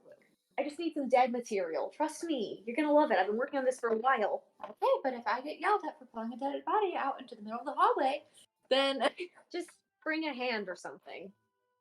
she goes and opens the crate and tries to get like something small where she doesn't think that someone's going to yell at her. So as you open the crate, what you're going to see is there's about 5 complete corpses of humans. They're all nobles. They're all dressed very nobly. They're all in one piece. Just Do at they still have their fancy stuff on it? They still have all their fancy clothes on. They have rings, jewelries on. So basically, anything that they had on them when they died. They all seem to have died the same way, though. You notice that the veins around their eyes have all been basically turned black. Their eyes have actually rolled over into a greenish blue color. There is leftover kind of froth in all of their mouths. And any sort of main vein or artery that you can see is in this basically black ichor state, and it's actually kind of expanded and protruded to the skin, so you can actually feel the veins as if they expanded on each of the corpses. The rest of the bodies are actually made out of 10 incomplete warforged. So there are legs, rib cages with what seem to have been some form of soul containment that's been cracked, and there's probably, if you wanted to piece them back together, you could probably make about 7 and have extra body parts, which is why you weren't able to lift the box, because each warforge is about 300 pounds. Yeah. But they seem to be incomplete. They're all wearing police officers' badges, though. So you Okay. can tell that they were the police of the city that probably didn't get purchased off, and so they got taken out. And you get that impression. And that's kind of what you made. There does seem to be a spell that is cast on the box, though. That is one that you may be a little bit familiar with, usually owned by clerics, and it's I was gonna say actually Dana has cast it once. It's Gentle Repose, isn't it? yeah, I believe so. I think that's Yeah, what Dana has cast it once in the presence of Kidus. Yeah, so Or not Dana, Leah. there seems to be a preservation spell cast on the bodies that is stopping them from decaying. All right. So I just kind of grab one of the like an arm, Mhm. and kind of bring it over to Cedar, and I'm like, I am probably not going to sleep for the next few days. So She kind of very gingerly holding it and like kind of puts it down on the ground. Okay, watch closely. And then I just sent you the spell, Doku. I think we discussed this like a while back. And I would like to cast the homebrew spell Zombiflora. Yes. Yep. Where you can grow vegetation, moss, fungi, or flowers on dead matter such as skeletons and corpses. The flowers are up to the caster's discretion. So I want to all right, Kidus, real quick, what's your favorite flower? Quick. The black flowers. Okay. And then she like casts and little black roses kind of spring up on the arm. Kind of like little roots and tendrils just kind of like crack up through the skin of the severed arm, and they kind of like in quick motion like a time lapse video kind of bud and bloom out. It's a cantrip, so you can cast it whenever you want. And I know you like dead things and flowers, so a way to combine both of them for you. Oh, this is going to be horrifying for someone's family. Just like walks away. I will add to that just a little bit. Yes. In that, since it was still wearing the rings, as one of the flowers blooms, the eye of the flower is actually one of the rings in that the hand was still wearing from the arm. Nice. But yeah, just you can cast any kind of vegetation, moss, fungi, or flowers. Figured you'd have fun with that. And Very much so. so I basically, yeah, this is the first time this spell has been cast, and it's for you. Oh, Hi. Who's beeping? That is Sorry. me. I'm trying. No, my dad's food. It's me swearing a lot behind the scenes. No worries. I'm being censored. It was I'll just be back. it was just coming Rain, through. we That's all. both know you don't get censored. No, but I should. Yeah. No worries. It's fine. It was coming through pretty loud, so I was just double Yeah. checking. Yeah. No, I was about to say something if you didn't, so. No Yeah. worries. But yes, so now you have in the middle of this ship an arm that has flowers growing out of it. And the roots seem to have kind of grown into the floorboards of the ship a little bit as well. Oh dear. Well, I do pull them out because I didn't want to leave the arm in the middle of the hallway. All right. Do you think after watching it you can cast it? Doku, can I cast it? It's just a cantrip. If you wanted to, yeah, you can kind of share it. If you want to spend the night kind of teaching her how to cast it, if she wants to learn Yeah. it, that's fine. Yeah, I think until I choose to go to sleep that night, I'll just be like teaching Kidis how to use the Zombiflora spell. Like I'm showing her my notes and sketches from when I was developing it, kind of like This is not letting you touch any more of the bodies. what not to do. My That one started bodies. growing kudzu. Just don't grow kudzu. Horribly invasive. Don't grow it. We're in a cold enough climate. It would be fine. And like Alright. Again, climate. yes, I'm just saying in most places don't choose kudzu. Okay. Especially because it's magically boosted kudzu and it started growing really fast and I had to kind of nuke it pretty quickly. So, as you guys are traveling, you guys kind of continue on. Throughout this night, you will kind of teach her the spell for a moment. I do have one question. Is anyone going out to the surface to see what they do at night, or are you guys all actually staying below? Currently, Kidis is has enough to keep her occupied to not get curious and bored. No worries. Leah just went to bed to pass the time, so. Okay. Yeah, you guys have about 7 days of travel to kind of get to the other continent. And you guys kind of make your way through. And I'll say we can probably pass by these 7 days fairly uneventfully. Do I get information from my bodies and like with pulling apart and figuring out what killed them? That's horrifying. roll survival Do I get information from the or bodies? medicine, which is ever higher for you. About the same. And I'll also use my book in case there's something. I figured probably magical, but my book for drug things. Oh yeah, you have that book. And if you're cross-referencing it with the book, add a +2. Okay. So that's with the +2, 21. Okay. So 21 gets you this. This is a poison made from a tree sap, actually. And a lot of times it's used as a resin sealing for, like, they seal the cup that's being drinking out of in resin. When the resin gets wet with a fluid, it becomes a little bit more viscous and then is able to be drunken. So the poison itself laces the cup. But yes, the reason why it's so lethal is because the tree sap actually interacts with the liquids of the body and begins to harden them.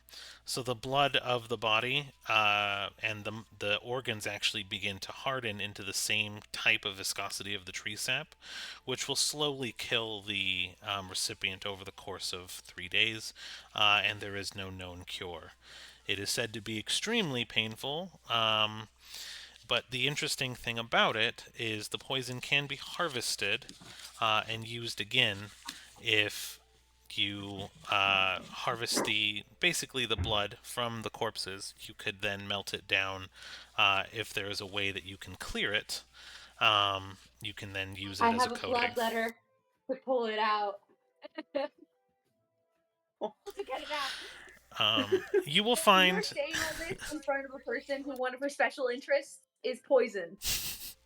It's good. I was like, you were captivated in that moment. It was just amazing to watch. It's so And, cool. okay, so I'd have to first get it out, and then I'd have to like what purify it. Yeah, so you can get it out. I'll say it would probably take you the course of a couple of days. We'll say the 7 days of travel if you wanted it from each of the corpses, because it actually pulls out of the veins and arteries like spaghetti. Well, at first I'd probably only do about like 2 or 3 of the corpses because I don't feel like I would need that Okay. all from all 5. All right. But I do also loot their bodies and I want all their jewelry. You will have 5 sets of noble robes, 3 male, 2 female. You will probably have, in general, probably about 200 gold worth of jewelry between necklaces and rings. Um, one of them had a magical amulet, although the spell that it was carrying seems to not be there anymore. So it seems like it's an amulet that could carry a spell, but it's blank. However, at night, it glows kind of a blue essence, a blue shimmer, a blue shine, almost a miasma that's around the amulet, but only at night. When the UV from the sun kind of hits it, it looks like a normal amulet. And that's what you get from the bodies. The Warforged are just literally scrap metal. All right, I give. Did we have anyone that would want the scrap metal? Dana, oh wait. Dana's dead. I would normally give it to Dana, but Dana's dead. Well, I keep the metal in my bag. I put the Warforged metal in my bag until I can figure out what I want to do with it. Gotcha. We can always put it in their grave. Gracious sakes. Sorry, that was really unhinged. No, that was funny. So 5 sets of noble robes, 200 gold of noble jewelry, and a magic amulet to on the jewelry. Mm-hmm. And Warforged right. scrap metal. And I put that in my bag, put some of the jewelry in my bag, I put on the amulet because that's a good idea. And and then the rest of the time I basically start chopping up the bodies and basically scattering them throughout the ocean with rocks. She just chucking them off. Why don't you use some of the metal to just tie them off and then like chuck? Oh yeah. And like I basically chop them into even smaller pieces. Once I'm done analyzing them, and just chuck them overboard. I would so love to see just the look on the like The crew sailors? members' faces. Oh Where yeah. they just see like this kid just like Mm-hmm. a severed leg with like a piece of iron like Uh-huh. over and over. Oh yeah. Please tell me that Killis is dumping them into an ocean current, otherwise they'll just drift back to shore. You guys are in the middle of the ocean right I now, just and don't yes, know. every time Terrifying. that you do this, anyone who is on the crew will actually kind of leave the area, and the ones that do kind of oversee you do this will actually kind of bow their head almost and do a small ritual, almost as if to honor the dead. And you notice that the more and more that you do this, the crew is still talking to you and is nice to you, but they're not interacting with you as much each day that you do this. Yeah, I They don't figured. like it. They don't like it. I figured. Roll I do roll keep a one of the perception, all of you. I do keep one of the bodies though, one of the nobleman's bodies, like whatever one looks most intact or most interesting, in my bag. Okay. What an interesting corpse, she said. And I keep it His whole. arm is very intriguing. I will I shall also keep it for say myself. that you have about 32 ounces of black ichor that you've been able to harvest. Right now, it looks like black ichor spaghetti in a jar. Nice. Ounces The of poison spaghetti. black. Call it poison the noodles spaghetti. of nope. Find black. If we don't call them the noodles of nope, I'm gonna be sad. Okay. And so then, okay, perception check. Okay. And the group can do this too if you wanted. 21. Yeah, let's roll poorly. Anything. 13. I rolled a nat 1. Oh, jeez. I got a It's such a small. Uh, I rolled a 21, so hopefully I do see what's going on and why they're mad at me. they do look more and more tired. You're the only one that seems to notice, though. Unless Rain rolled and I didn't hear them.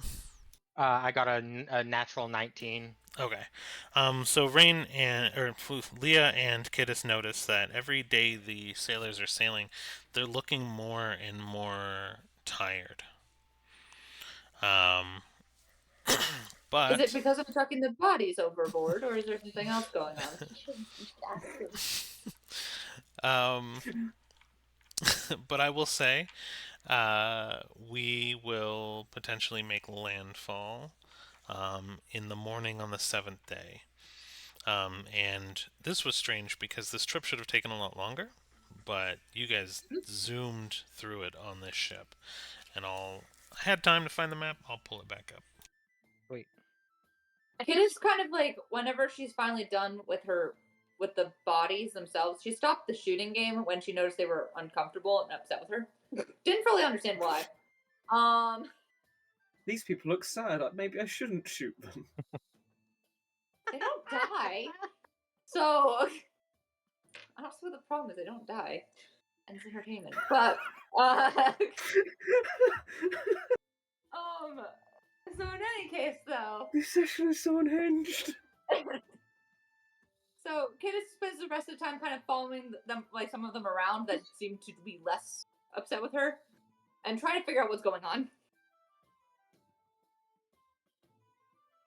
I feel like Cedar spends the week kind of reading, hanging around, probably mostly the crow's nest and the rigging. I feel like at some point she'll just like use her talon legs to just hold on to like one rope of the rigging, and then she'll just hang upside down for a while. Like a They're- bat.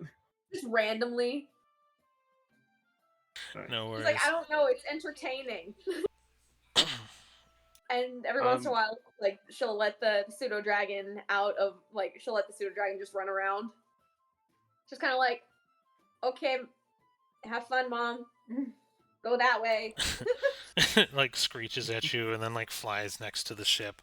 It wingtips the water every time you let it out. I have no idea how much of that is dragon, how much of that is Mom. I'm a little scared to find out, frankly. So, if you do ask, because you did say you wanted to try to find out, one of them pats your shoulder and just says you're creating a lot more work for us, and then walks away. What work? Stop dumping dead bodies overboard.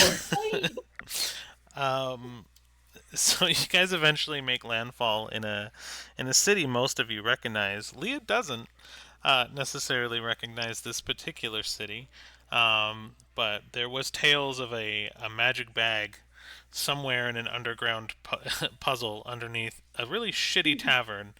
And it's I'm staying on the ship. How did we decide Leah knew about this again? Was it just because you asked as a player? I think that's what it was, No, right? just because I had it in my head, was like she probably would have been filled in on their adventures through asking what Gail's been up to, and at some point heard about the rat bag. Especially, and with Kittis screeching in the background about how awful that it was. But then also she actually does directly know about it because she frequents one of Dimrin's taverns, and the reason Dimrin's taverns are as spotless as they are is because of Dimrin's in this tavern specifically.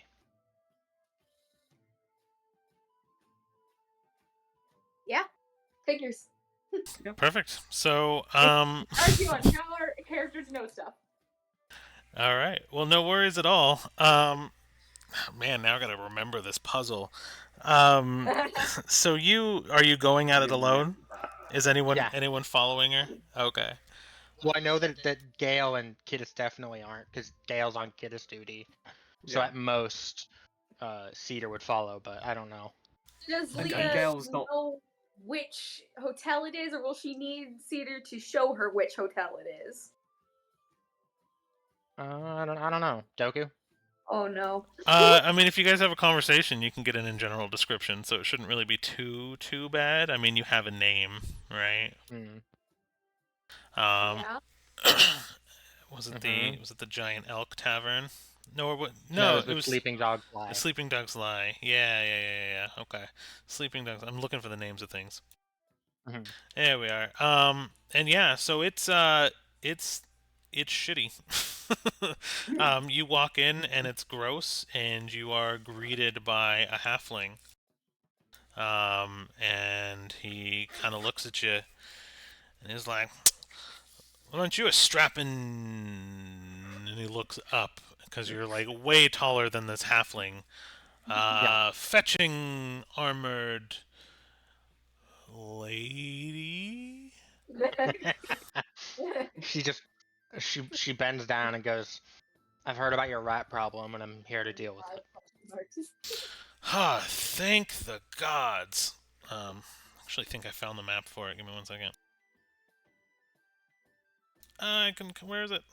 Months and months pass, and we finally complete the side quest. Well, because we had Solid no 6 months. reason to after we got the other bag of holding. That's true. So as you say, you're here to take care of the rat problem. Like 3 rats run by with what looks to be like dried and preserved corn in their mouth. And he's been like, okay. That is the exact map. Yeah. That is That's wow. Yeah, That's the so exact. many memories, guys. So you're- Aw. So Leah goes, Oh Heart. yeah. Sorry, don't Oh. you're fine. look, Leah says, You're 150 so gold upon completion. Sound fair? No completion, no pay. You realize the type of business my inn has been in since this rat's been running all around? It's been horrible here. I can 900. barely afford 175 gold. She just starts to walk out the door. Wait. Yes. 76 gold. He takes another step. And you keep the rats. What the From fuck? Look, I've been selling them here as a delicacy for months. I mean, I catch a few every now and again. I put them on a skewer, I grill them up. The skeevers taste good. I don't know what to tell you. So, I technically am losing business by getting rid of them. Yeah, that's it. Um, roll an insight. Okay. Strangest negotiation ever. Wait, 17. Okay, so Yeah. you believe him. Because he rolled a nat 20. So you Alright, you believe bye. him that he's been selling these. He's like, wait, hold on though. Well, no. You have such a fine business going here, selling off filthy fucking Like, rats. how'd you So I'll leave you to it. No, I've had the job on the hunting board for months to get rid of the rat. So just come. You don't need to hustle me for money. You don't need to hustle for me money. Okay, we can go. I'm not hustling we you. can- You're hustling me. We can go to 84 gold. I don't mind. Aw, cute. No. Look. Just 100 is 100. What's 100 gold between pals, huh? We've been friends for You're years, right. and he What's like. 100 gold? So 100 gold.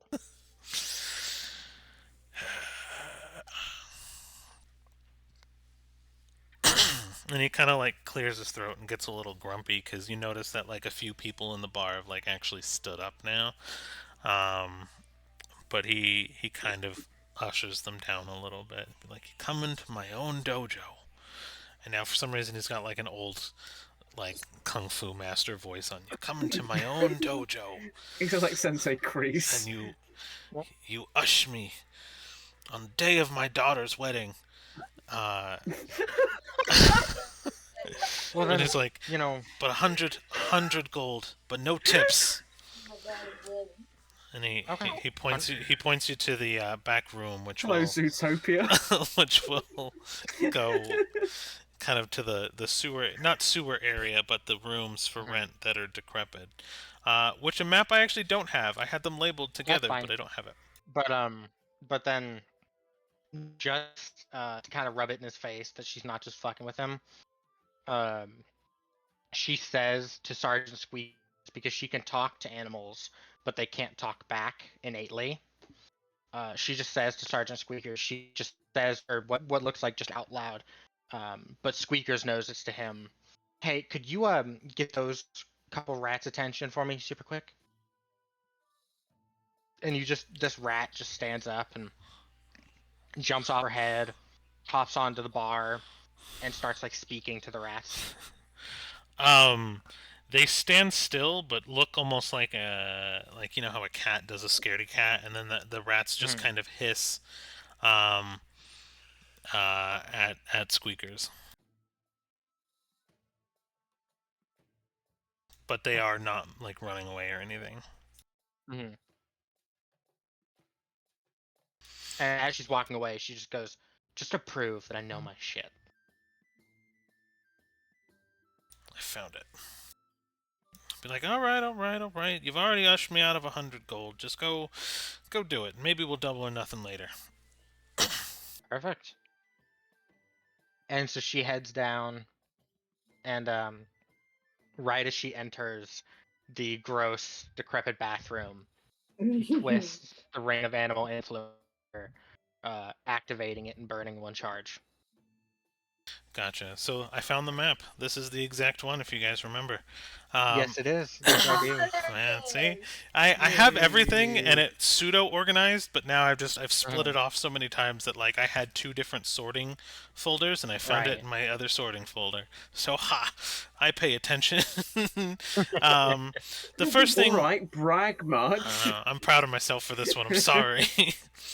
But the first thing you get hit with as you enter the downstairs is just the smell of just like, if you've smelled a septic tank, it just, the waft of septic just kind of hits you. It's not necessarily poop, but it's like poo water, and Yeah. it's just nasty.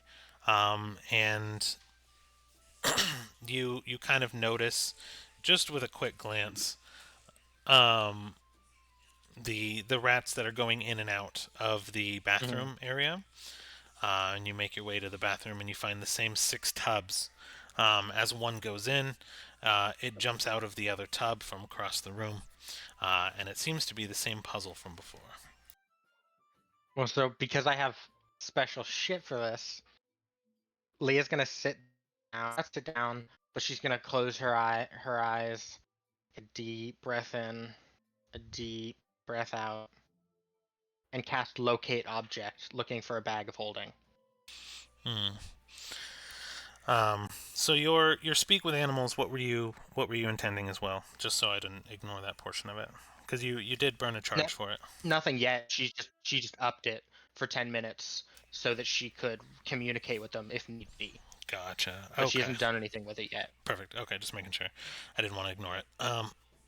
So you find that in the tub, if you can call it that, that there's a layer of water at the very bottom of it, and as you were sitting there concentrating, the bag of holding seems to be inside this tub, and then it disappears from the tub, and then it reappears in the tub, and disappears from the tub, but it seems to be a static location inside.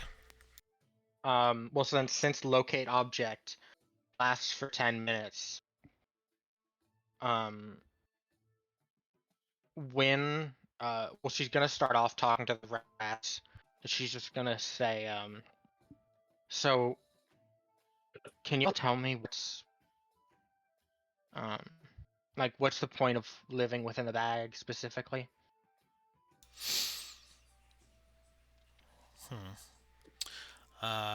It kind of looks up at you, and it doesn't necessarily communicate with words, but in the side of the porcelain tub, it dips its finger. Oh no, it'll dip its tail in the nasty like algae water, and then it'll, with its tail, like almost like dipping it in a pen, it'll draw a small house on the side of the tub in the green like water liquid that stinks. So it's telling you it's their home. May I May I speak to your the one who Manager? runs this colony? You were picking over my children for us. Um, so he runs off and kind of splashes into the water, and some of it like splashes back up onto you just from the little cannonball this little rat just did.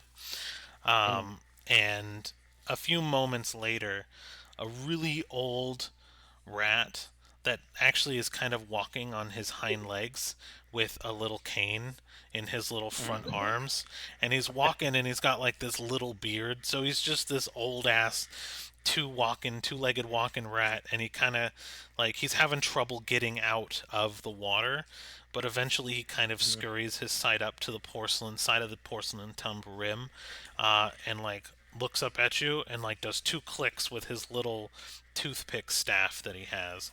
No. You know, I gotta say, this is making me wish I'd been a turtle instead. Oh. Uh, but but she goes, I don't mean to sound rude. That is in no way, shape, or form the intention of this conversation. So please do not take anything I say the wrong way. And if I offend you, please let me know, and I will do what I can to rectify it.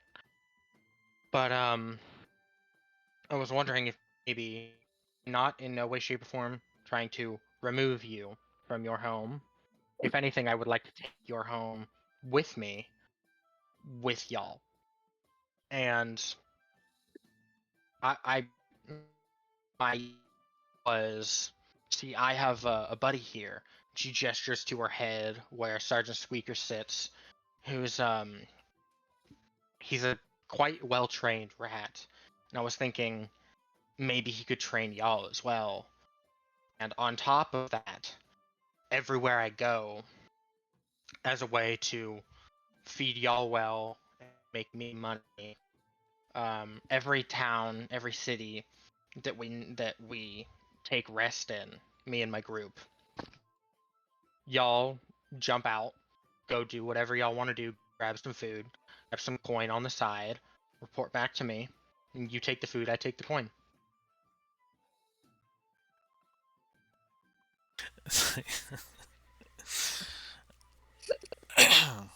Did you see that coming? He Rat army. he holds his hand out, and it's like kind No, of shaking a little reptilian. bit, and he basically just holds it out to you, just one little tiny hand. And she'll say, oh, and a quick thing, just so we're on the same page, y'all will henceforth be known as the Squeaker Squad. He lets What are we, out some kind of squeaker squad? he lets out a little bit of a squeak, and about 3,000 rats Oh, all God. jump out of the tubs at the same Oh time. my. Oh And no. in synchrony, they let out just like a squeak for like a second and a half, but it's like almost like a hymn of sound, and it's almost unnerving. Even sends a little bit of a shiver down your spine. Okay. Before they all then pile into the same tub that is where the kind of rat king is standing. They're all jumping now into this tub, one after the other, and just the smell of the surface water just breaking repeatedly is almost unbearable. Thank God I'm immune to disease. I know, as you probably caught 3 just talking to him. Um, um, and so he's still kind of waiting with his hand up to you, though. And she will extend her pointer finger to shake his hand. Aw, that's precious. Oh. This is kind of Do cute, you- and also hot, just horrible. So he's going to try to bite you. Okay. And you're just going to let that happen? Yep. Okay. Have a fourth disease. Wow. This time it's rabies. So You get it. you, You get it.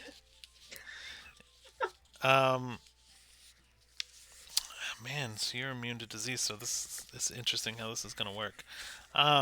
Because this is a 3.5 rat, isn't it? Not necessarily. This is a homebrew rat. I actually found my notes for this originally. Homebrew Um, rat.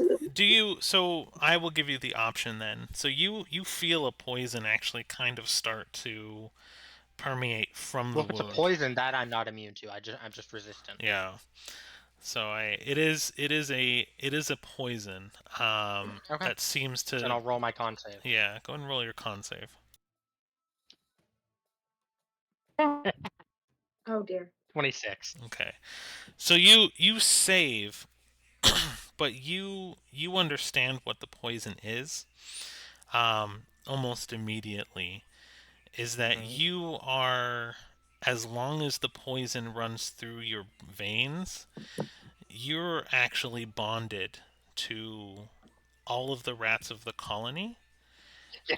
And if Oh you my chose God. to, you could have a wild rat of any type nibble on you, take the poison of the colony into itself, and you'll actually be able to spread this poison to any rat and collect more if you so chose.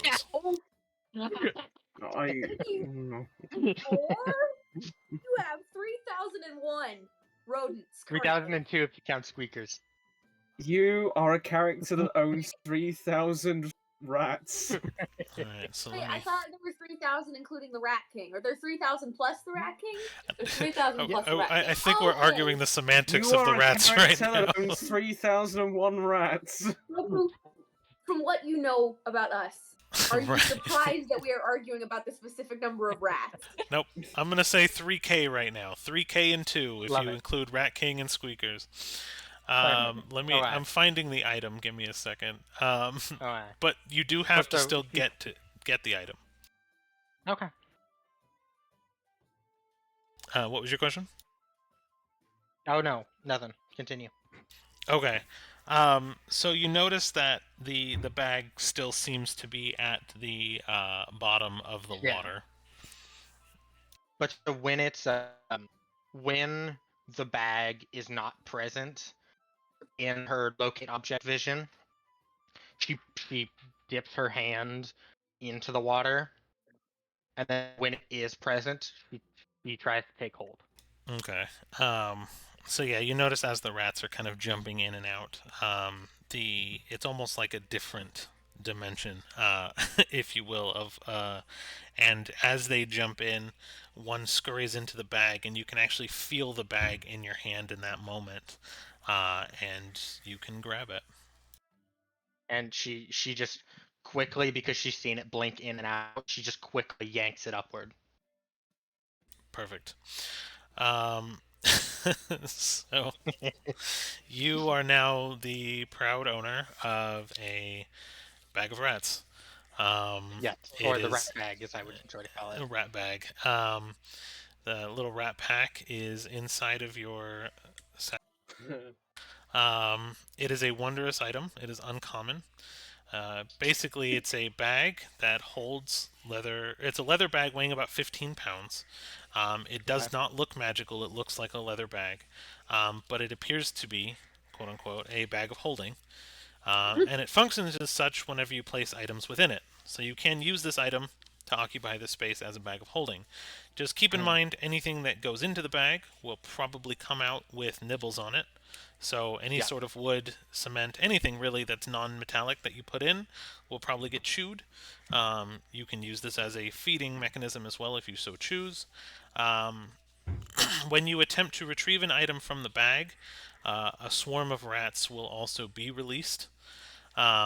So at your discretion.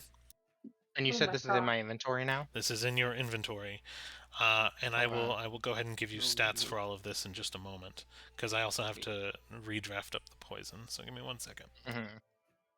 No What problem. are And you I just doing, I sent you a message on Discord. But I remember something I wanted to ask earlier, and then got distracted.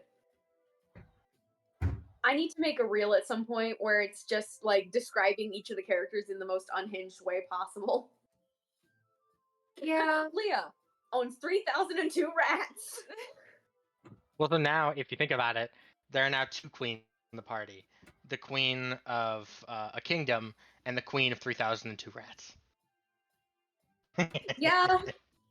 Good grief. In a way, we are all queens. Princess. I mean, you're covered in glitter, so fair enough. Yeah. Why did I see from like Princess Diaries the princess? Shut up! I would be kidding. Yeah, I'm technically officially a princess. Technically, officially. Oh yeah. And All then right. there's Gale. We must protect the bloodline. And your friend Steve. Protect the bloodline. The goddamn pride of my. Wait, hang on, wrong game. Right, yeah. So now Leah has a bag of rats. Okay. This I isn't what see you nothing thought wrong would here, happen when Lewis. you accepted being the DM of this campaign, is it? I made the item, so Yeah. I am not surprised. I Just to himself. I did this to myself. As long as you realize So I feel like we would apologise, however. that. Would we though? Meanwhile, Well, maybe not all of us. on the boat, I shall be experimenting with the runes on top of the boat. Oh dear. Gale is going to be supervising from a safe distance. I think Cedar's watching also from a safe distance. He's kind of worried, and like, we're ready to jump in if something else pops out, right? Yeah, yeah. Yeah. I might start practicing with my knife as well while we're here, you know. Yeah. He's going to be doing like all sorts of like little hand gestures and Speaking of, did I take tricks any with his damage from the knife. bite? What? no, superficial. It was just to infect you. Okay. Alright. It's just a nibble. It was just to infect you, that's all. Just a love bite from a rat, that's what it was.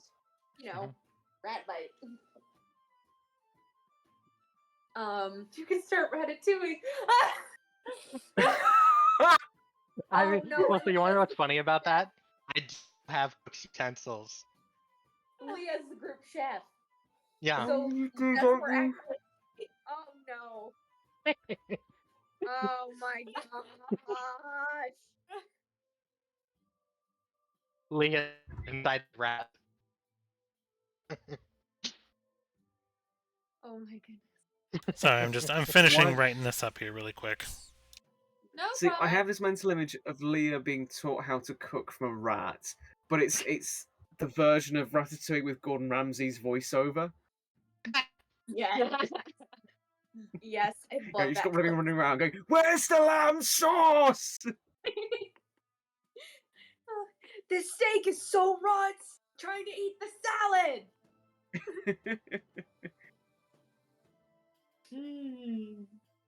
But thank you for the response, Doku. That is very interesting information.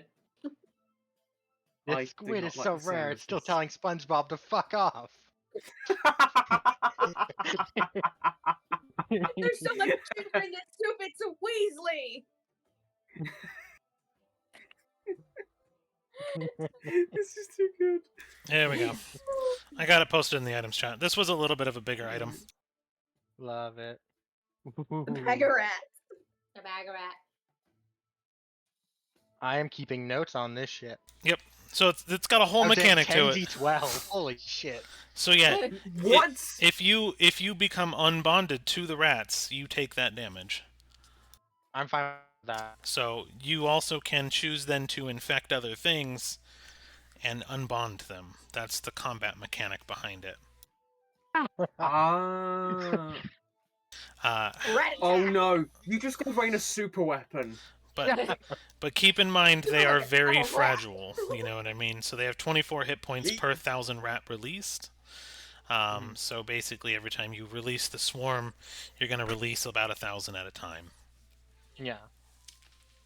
I mean, I don't really plan on using the rats for combat. Okay.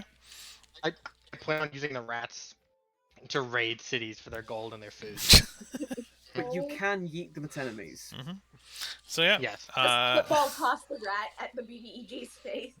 Perfect spiral. But okay, so you have your bag. You had to reach your hand into this cesspool of water, though. The smell will not be washed away for about a week. That's fine. So you will just have this. You know how you walk into a house and you know they have pets. That's basically the smell you'll have. Like as you walk around, you'll just if the wind catches it right, you'll just be like, I smell something. I want you to know you've just given me the greatest gift. You're welcome. I was wondering why you wanted to go back so bad for it. This is terrifying. In this instance, I don't even mean the bag. I mean the smell. Oh no. Okay. But so Oh. it's upstairs. She just goes, and she kind of holds the rat bag above her head and goes. And goes what? What? You froze. Like We completely lost you. But so she says to the barkeep, she holds the bag up and she goes, rat bag. You just kind of see him and he's like, huh? Huh? It's like, is that poop? Huh? Huh? And It's a bag of rats. he's like, and this will be the problem taken care of. Yeah. Good. Get out. And he tosses a small bag of 100 gold pieces at you. He's like, please, you're disturbing business. Please stay and count it. Here's the He thing. heads back to the ship. Okay. Dang it! And the first thing she does when she gets back to the ship, where is the rest of the party? Drawing runes in the air, basically, and on parchment, and basically trying to test out what each thing does, and making notes. And we're supervising. Cedar's half watching, half just working on stuff in her notebook. But so Leah just walks up behind the party, gives Cedar the biggest, warmest hug with her left arm, and goes, "Hey, buddy." No, let me go. Why does your hand smell like that? Birds have a bad sense of smell, and I can smell that. Ugh. She quickly just rubs her arm down your stomach and Leah! What's up? Oh! Cedar looks at Leah and casts prestidigitation on herself. Why do you both smell like shit? I Leah's had covered in stuff. I don't know what she's covered in, but she smeared it on me, Gale. You both smell like shit. She just cast 3 prestidigitations all on herself. Roll a history. Which one? One. Anyone smelling it. Kiss is focusing on her Oh, book. You said history? Yep. Dirty 20. 18. You both recollect exactly where this came from, and one of the worst nights you've ever spent in an inn before, as the smell is unmistakably coming back to your nostrils and your memory synapses fire as you're like, that's the inn. That's... Oh, that place. You went to the bad inn. He just holds the bag up and goes, rat bag. I'm sorry. What? There are rats in there? She flings the bag over her back, and you just... I had this planned out the moment you said there were 3,000 rats in the bag. She commands the rats through the poison. She commands the rats to start jumping out of the bag like a fucking fountain. Oh my! There's so many of them! And they scatter. So many of them? What is happening right now? I am the rat queen. Why? Because squeakers needed an army. How? Why? I don't... mean, that one's kind of cute. It smells like They shit. However, They're Right. cute, but they smell really bad. They do. They carry the same smell as that tub water, uh, and you smell them before you see them in many cases. Can you Was give it your Leah rat will just pile all of the rats back into her bag, and she'll walk towards the nearest bathroom and draw a bath for the bag. So, like, you're gonna use some like hot water that's on this boat. Like some of the only fresh water they got, they're all just swimming now. Yeah. I mean, Uh. Gail can make more. It's fine. it's true.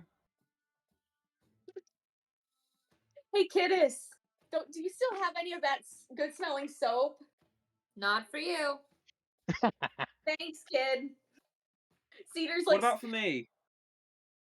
Not for you. Okay, it was worth a You shot. brought the rat queen to our party. She just showed up, and I wanted her to meet you guys because you're cool. Cedar keeps intermittently casting prestidigitation on herself It's just like every couple of minutes, you're like, until it's gone. She just keeps doing this, like, Up until a week is over. right. The smell on the hand is definitely in the skin, but after a little bit, it will stop leaving the residuals on things. But you will still be smelled for a couple of more days for sure. Leah? Yeah. Okay. Because I already But watched it off. so Leah will spend the next couple days washing the rats, washing the bag, and washing her arm. Right. So, are we charting course for New Continent? Yep. Yes. And Padoku, have I learned anything? Oh, dear. Like based off of how long I've been working on it? I've been working on it for a couple of days. How much have I figured out of this book? Roll 4 arcanes for me. And well, you said they were supervising, so why don't you go ahead and roll 4 with advantage? All right. Oh, wow, that's nice. So first one's 25. Nice. Second one is 21.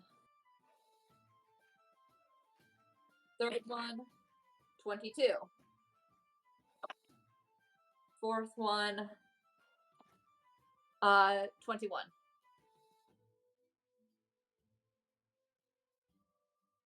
All right. So, which 4 are you messing with? First, whichever one I picked the first time, because I want to know more about what I summoned. Why? So, We know what that does. no, We know who don't it is know now. That's what I make it the size of a bed. And you're drawing And I these, don't you like said the size smaller, of it. right? Like kind of the size of a piece of paper? At the biggest. Sometimes I would draw them like the size of a gold coin. Okay. So you want to just fill that one page, right? Yep. Okay. So we can do that. Yeah, just that one page with the one I summoned and then the rest on it. Okay. So you do this 4 times, each one kind of drawing the rune as intricate as possible to actually get it to function. You draw them a little bit bigger than a gold coin, and each time you do, it'll ask you for a spell slot. Knowing that it shouldn't have as much of an effect before, with the high arcane rolls that you did. Each one you do, one will summon basically a flame that will burn for about 6 hours on the day. Just a torch-sized flame, produce light. It is hotter and brighter than most flames that you've ever seen, so it's an unnatural magical flame. The second gold coin will summon a small tentacle and be overspilling of water for, again, about the same amount of time. Every time you get close to the tentacle, though, it'll whip at you, and more water will then spurt out. You had to bring it to the top deck for that day because it was just overfilling the water into the ocean.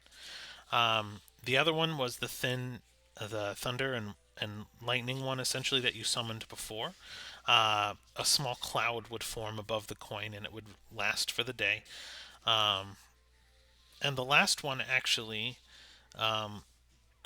hardened the gold coin sized emblem. So the parchment that you actually had that you were drawing these on hardened to basically the strongest material you've ever felt. You couldn't bend the parchment, you couldn't break the parchment, you couldn't crack the parchment. It was basically just this very strong, hard material with kind of a, and every time you touched it, it left kind of a sandy residue. A sandy residue.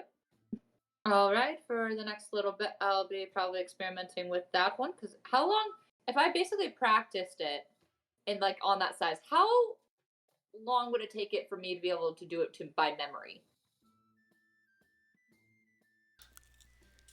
To just kind of keep redrawing them, you could probably get it done in an hour. Yeah, so basically, I just go through parchment papers, redrawing them, and committing each one to memory. Okay.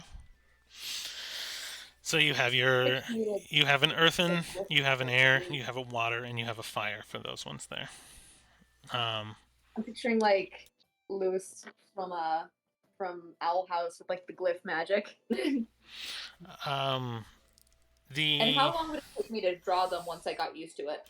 Oh, once you get used to it, like I said, about an hour. Yeah, no. I mean, like, once I get used to drawing them, like, if I were to draw just one, how long would it take me to draw it? Gotcha. Okay, so if you were trying to do it quickly, you could probably get it done in about 30 seconds to a minute. If you were trying to do it correctly, it would probably take you about 10 minutes. Okay, thank you. Mm-hmm. Okay. Anyone else doing anything with their 7 days? With the 7 days, like between here and the other continent? Yep. Oh, actually, yeah. At one point, Cedar's been kind of like very focused in on her notebook, like scribbling through some stuff, and she kind of like wipes off the ink off the end of the quill and goes, "All right, I think it's ready." Hey, Gail. Hey, Gail. Gail, where are you? What? Where? Don't stab yourself. Goodness. Sorry, I was practicing with my healing knife, and I may have just. Did you just cut yourself with your healing knife? Yeah, kind How of. did you do that? I don't know. I'm kind of impressed, but mostly concerned. I should not be given sharp objects. This was a bad idea, but I appreciate Dana. So I don't know if Kittis has shown you, but the other day I made her a spell. Oh. It's just a cantrip. She can show you later if she wants to. But I also designed one for you. I had also designed one for Dana, but she's not here anymore, and I don't have one for Leah yet. Plus, I don't think Leah likes me. Wait, you made us all spells? I mean, yeah. I like spell creation, and I figured it was something I could do for you guys to show you guys that I care.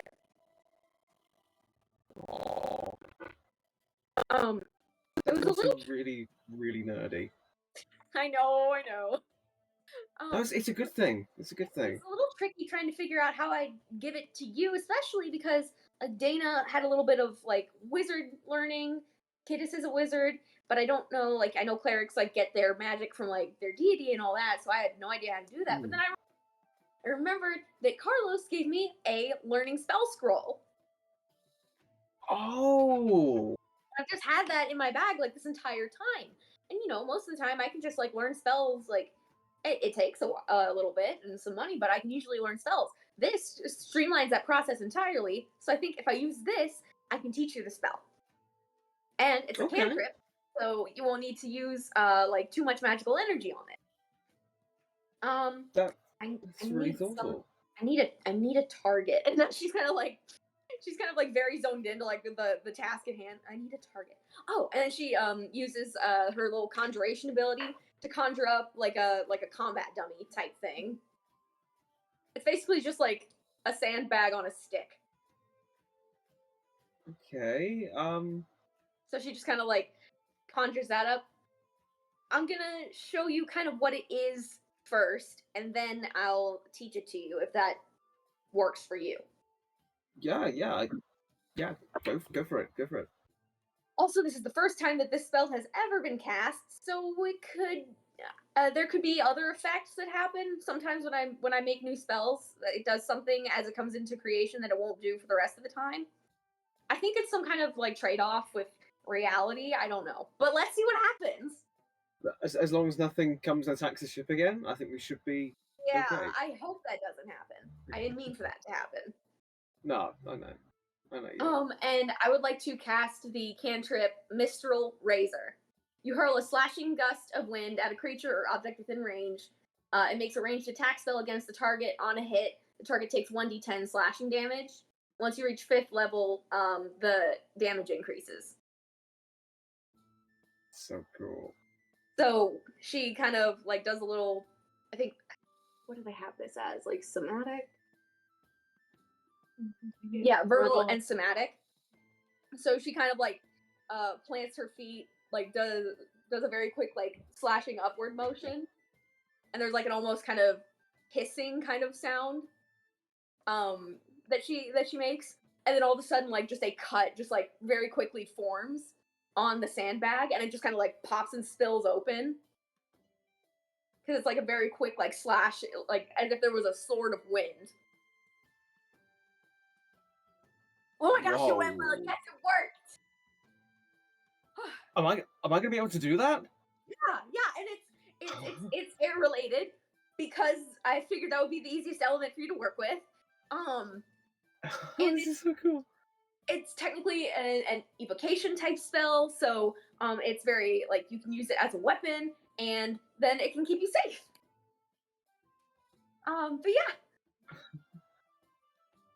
and I'd like to pull out the spell scroll, and I'm kind of unsure how to use it, so I might need a little help from Doku here. Mm-hmm. But then I go over and like kind of turn around the combat dummy to the side that is not slashed open.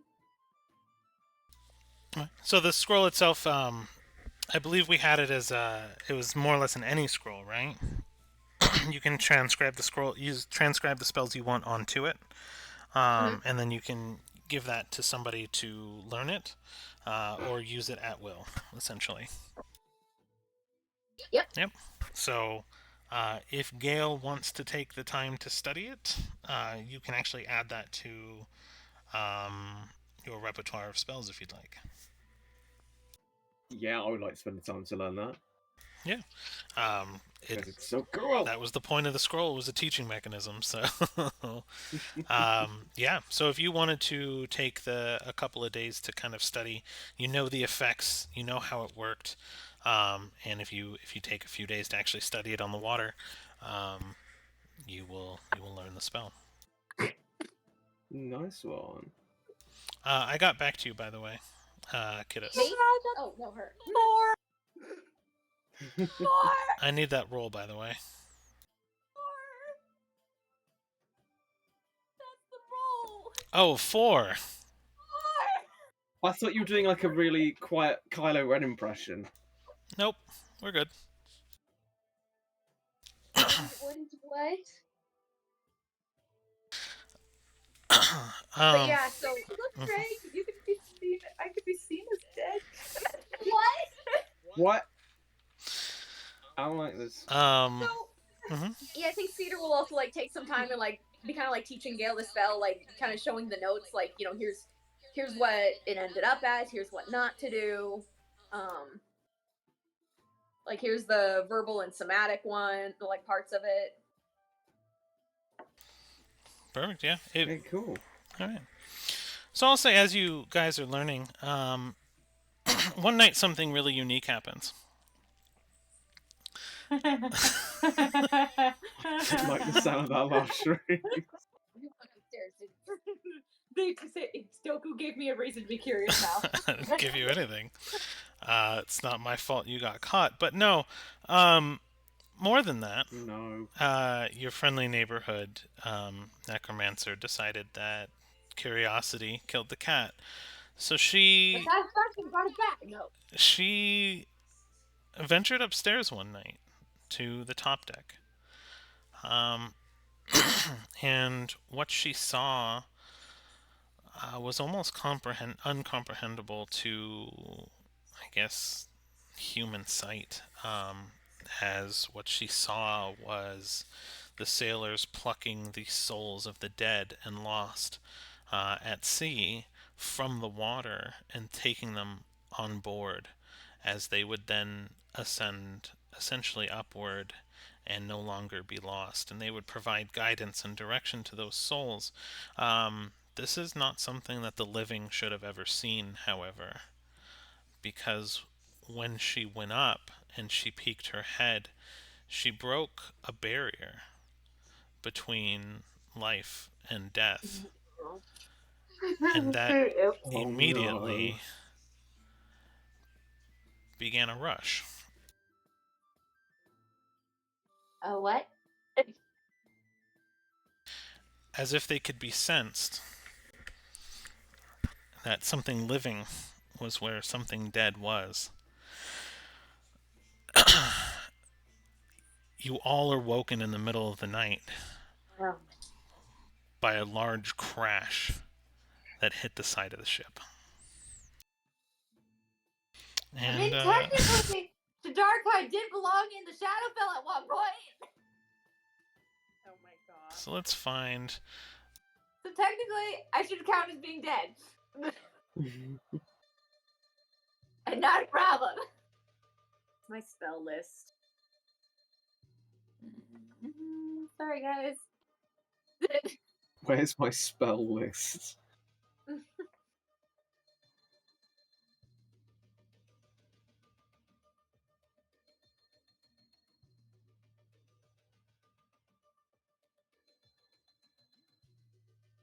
Just getting a few I'm things gonna prepped for you, that's all.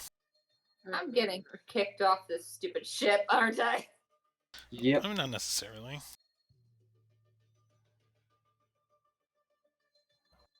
I'm trying to find my tokens. Give me 1 second.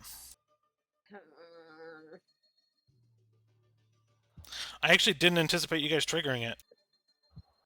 Yeah, because most of us had the good sense to stay below deck. What have we triggered? I'm scared.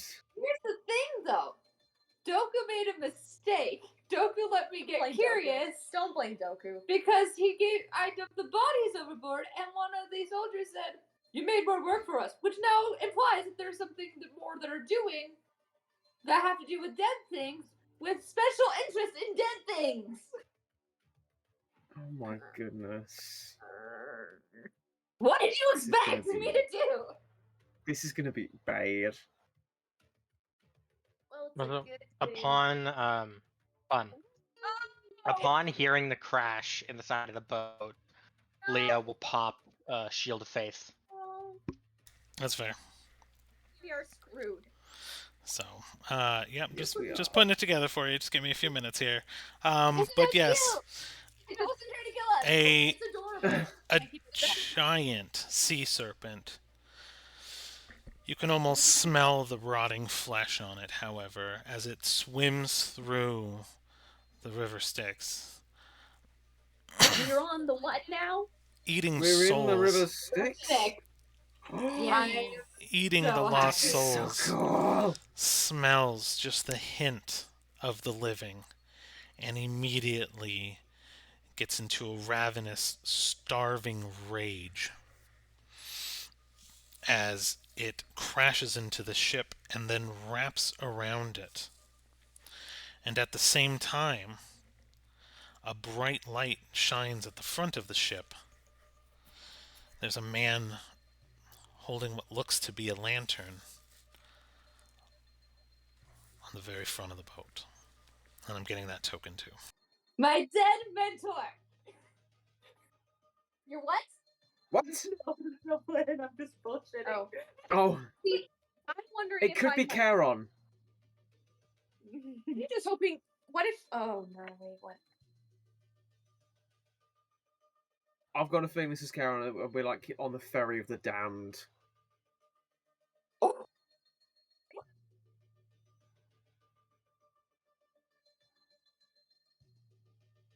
awesome. So, I'll make the ship a little bit bigger. Are any of you guys below deck at the moment? The only one I think is above deck is Yes. me. Yeah. Yeah, all The Yeah, I'm moment glad that that Leah heard the crash, would have started ahead towards top deck. She would not have breached because of being told do not breach, but So you she would would have been probably at like see the top of the Kids. stairs. You would probably see Kiddes poking her head out and be like, oops. Oops.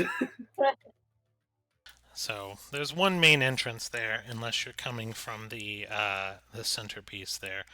Um, but what's interesting is yep, he is there. He is very tall. He's very scary looking, and he's kind of producing his own light. And he's got, like I said, a sword and a lantern. Not that he can fully be seen in view right now. But yes, I'm also getting the serpent is also wrapped around the ship in two places. So I will kind of get that. The head is off to the right side of the ship, and it's almost like crushing the ship and pulling it off off kilter, and it's also creating a lean on the ship as well. So it's almost difficult to move with how much the ship is listing. And I'm almost done preparing. All right, quick question. Oh. How many, Rain, do you remember how many rounds it takes to turn something to stone? As in flesh to stone? The one that I got gifted from the Fae. No clue. I've never once used it, so. Doku, because like I didn't get an actual like whatchamacallit. spell sheet. Yeah, I don't think I got an actual spell sheet for it. Aww. It's horrifying. Why does it have hair? Because, yeah. Because it's very clearly from the 60s.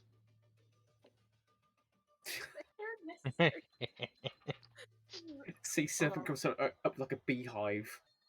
Oh my gosh. Good luck on seeing that, folks. So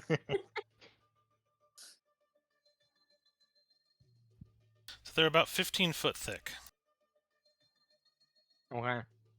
Wow. And he's wrapped around both sides of it. His head is peering above the water, and he's staring directly at Kiddes. Okay, Doku, how much time would it take me to turn something to stone if I looked at it? So she did spell sheet. I think the looking at it was just with the eyeball. I think flesh to stone is like an actual, like a different. Well, is that our spell, like the same one that was given to us from the Fae? Yeah. I'm using an actual Fae spell. So you're talking about the homebrew spell. Yeah, the homebrew. Go and let Because me. I don't have it, and I've been meaning to ask you for it. No worries. And now it's I'll actually pull it back up. Yeah, give me 1 second then. I'll pull it up here. It should have been True Stone Polymorph, I think. Yeah. It was. There it is. Polymorph. Okay. Oh, it only takes one action? Mm-hmm. That laugh. That laugh. So, gives limit to the actions it can perform. The nature of its stone form, it can't speak, spellcast, blah blah blah blah. Okay, choose one creature non-magical see within range, transfer the creature into stone version of itself. This creature becomes a non-magical object. The object must be neither worn nor carried by the spell lasts for 1 minute, or until the target hit points drop to 0 and it dies. The spell for the full duration. Is that the thing? I thought it was just turning it into like a statue and you could whack it. The spell lasts for 1 minute, or until the target drops to 0 hit points and dies. If you concentrate on the spell for the full duration, the spell lasts until it is dispelled by you. So the spell has no effect on a shape changer or a creature with 0 hit points. An unwilling creature must make a wisdom saving throw, and if it's successful, it isn't affected by the spell. How do I make it permanent? You just last it for the duration. Yeah, so it'll become stone, but you have to basically focus on it for at least a minute for it to become permanent. Me seeing that, like, this is going to crush the ship. The question is, with the weight of the stone, how do we sink us? It's a good question, isn't it? Yeah. Got to let go What and is then we that? freeze it, maybe. It's Oh, this also is- it's also a wonder if the ship itself has hit points that I'm keeping track of. Oh, fuck. Oh. Oh, said so calmly. Oh, okay. Okay, so we are now going to Okay, so immediately when seeing the stand, she's like, it sees her, she's like, hi. um, I will say we have one round before combat starts. You will have it because you're staring at it, and you're the reason why it crashed into the ship. So everyone else is kind of jarred awake and running to the top. You'll have one action before combat starts. Good question. Mm-hmm. Assuming that this thing is not going to be like happy with me, so it's going to definitely try to kill me,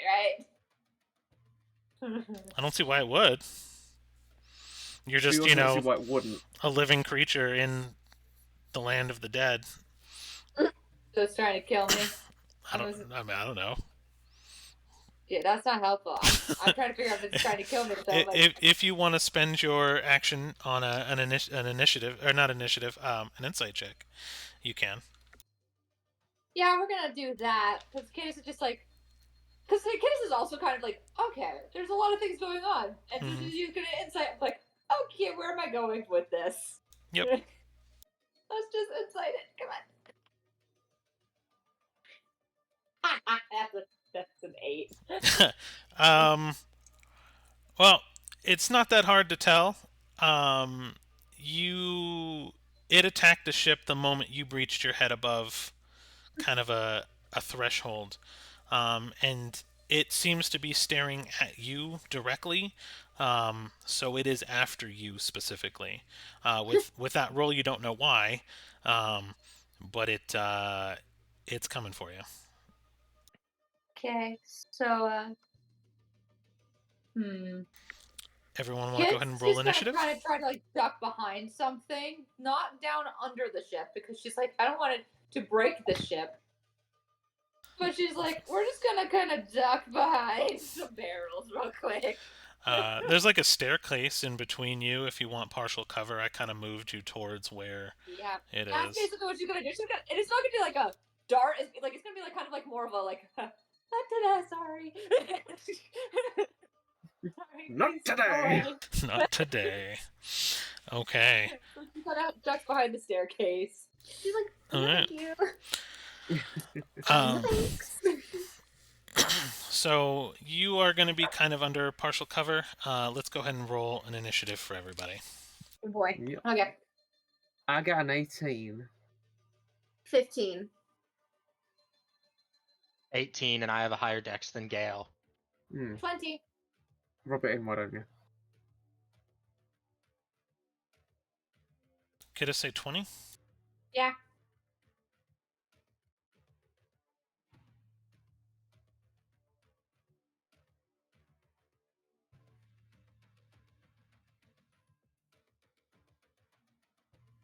Okay. Kiddos, what's your dex? It's 1. It's my dex is a 13. Okay. So Serpent goes first.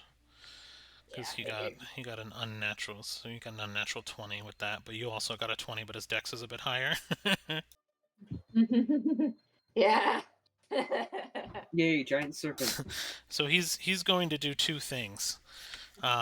He's going to coil and wrap around the ship tightly, and you feel kind of a thundering travel through the ship as the wood you can hear start to bend and crack underneath his coiling. Okay. And I've dropped 2 d20s on the floor so far this session. This is unlucky for me. There we go. Okay, perfect. And I'm going to calculate that damage. And then he's going to kind of lock eyes with you. and basically go at you with a bite. But he only rolled a 13, so That's going to still hit. I don't have mage armor up. oh, it does, Oh doesn't it? dear. And I I was don't have like, my mage armor up mhm. yet. No. Why not? Okay. Ask Rain. Don't blame Ring for it. Rain, You why had not? you had a bonus round. You had a Yeah. bonus round.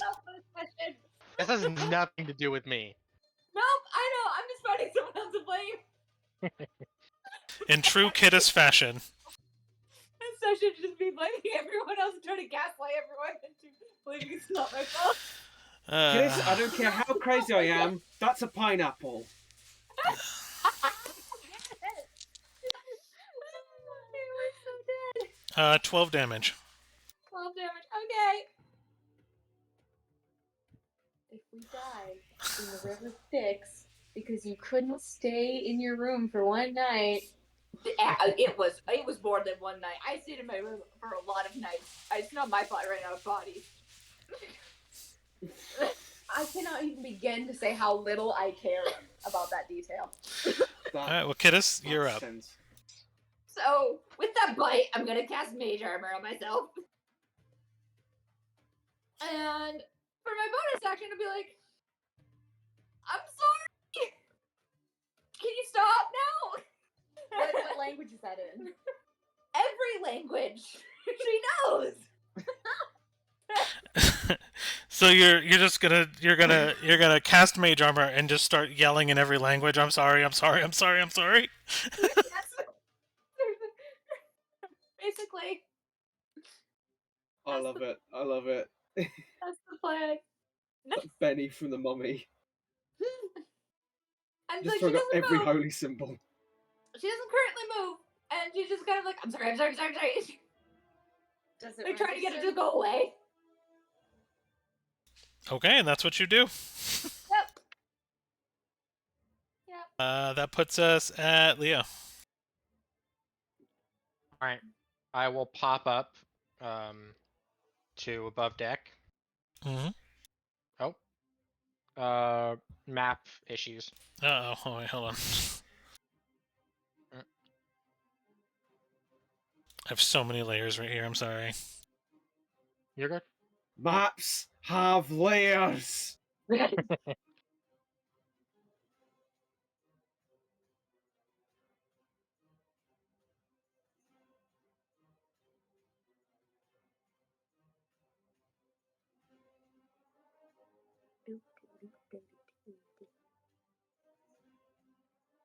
we go. Nice. And then full 30 feet of movement if she can get there. Get right up towards this upper tentacle wrapping. Mm-hmm. And she'll just put a full power swing into it with not with Stone Giant Strike just yet, but she will take the 1 psychic damage to deal an extra 2d6 bludgeoning. Okay.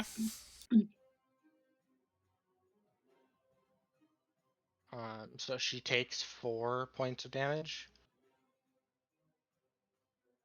But now I deal a lot more. So the hit is a 23. 23 will hit. Yeah. Love it. Damage.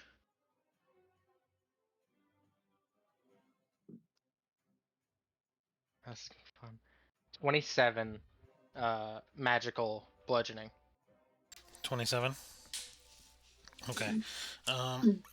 So it will take 27, and almost instinctually, as you feels the attack get hit, it reacts, and you see the tip of the tail swoop back around and take a swing at you. Okay.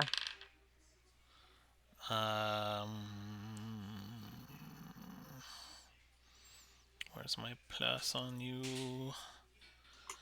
Tail, yeah. So that's gonna be a 30 to hit. Yeah, yes it does. Yeah, it's all good. He's accurate. He doesn't hurt very much. 8 damage. Okay. So you get basically the tip of this tail sweeps around and just backhands you. What kind of damage? Bludgeoning. Okay. I wasn't sure if it was going to be poison or... Oh yeah, no, just straight bludgeon. Okay. Alright. And then because I'm above level 5, I get to do that again. Mm-hmm. Does an 18 hit? Yes. Okay. I will take another d6, deal another 2d6, Okay. taking another 1 point of damage. All right. Dealing 20 more magical bludgeoning. You said 20? Yes, so 47 damage total. Perfect. Thank you.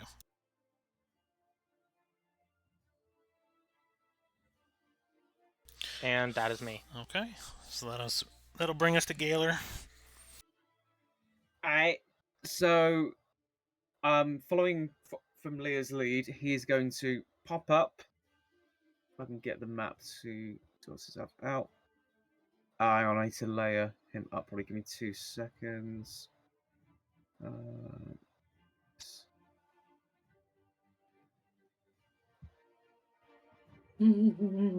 Sorry, for some reason it's the layers have.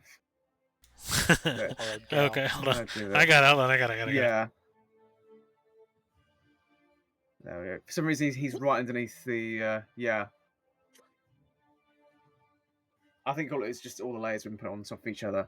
But when he's on the deck, he's going to see everything that's going on, and looking at the big meanie, which he's now visible. Thank you. Resize him. He's going to take a couple bits of movement and sort of stand kind of out here, and he's going to use his action, look up at the beast, and he's going to speak primordial and try and persuade the creature to release the boat. I don't know if it speaks that. I'm hoping it does. So you're going to take a moment to try to talk to him. Yeah, basically. Okay. And what are you going to say again?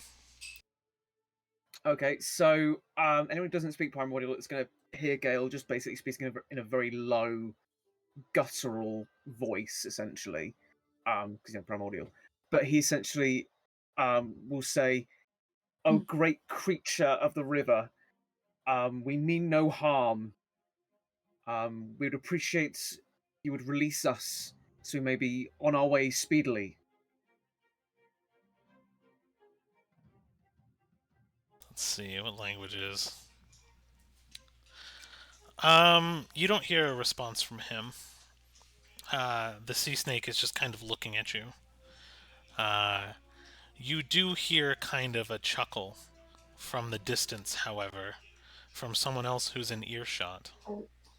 Yep, that guy up there.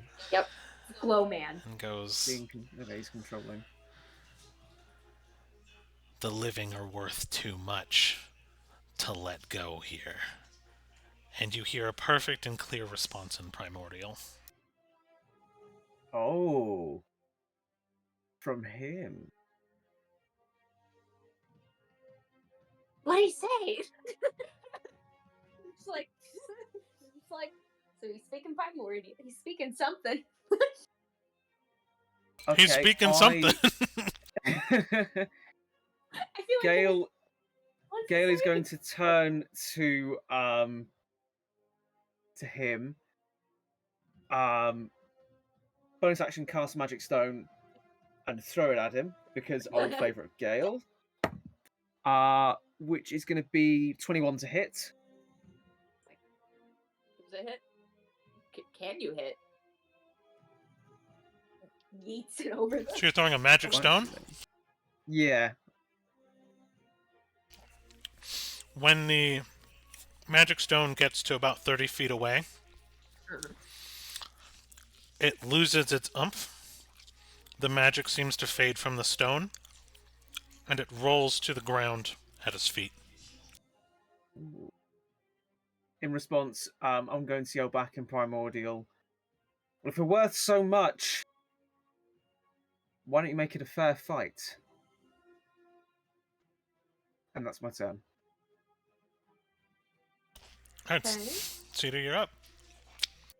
All right. I Because fuck you, Sea Snake! sorry. I don't Recover from that. Yeah. Caught me off guard.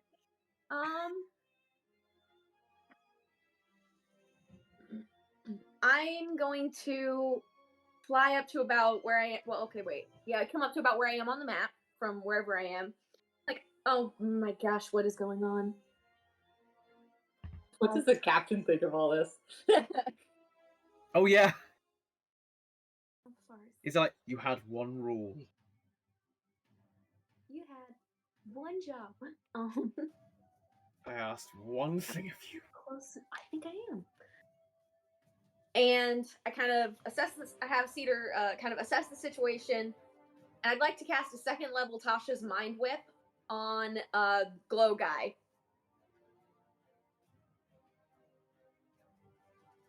Alright, let me see something really quick.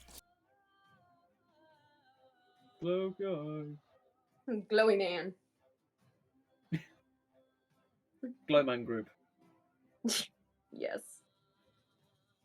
Alright. You cyclically lash out to one creature within range. The range is 90 feet. Yeah.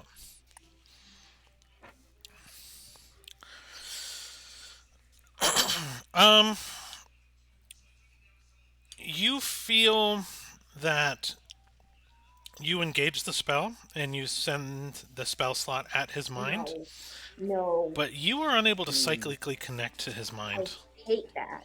Okay. It almost seems like you shot and missed the spell, but that's never happened to you before because you can see him and you can see his mind.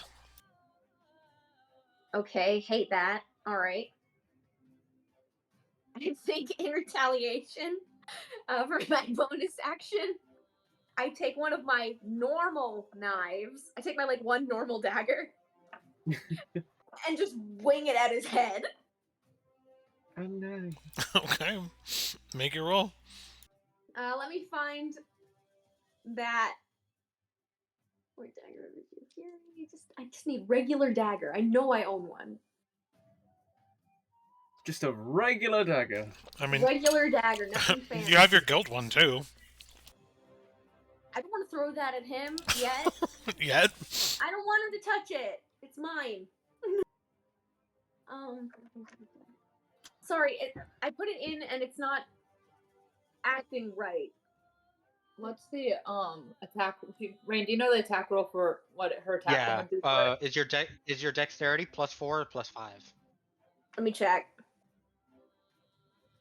I'm so sorry. I'm not You're used to fine. using actual weapons. Right. Yeah, my dexterity is +4. Oh, so the attack bonus is +7. Okay, cool. So +7, so now.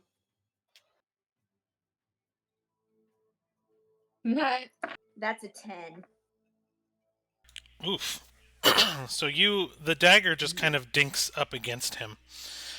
You hit him right in the head, but he doesn't even bother dodging to move it out of the way. It kind of chinks away like you're hitting a crystal.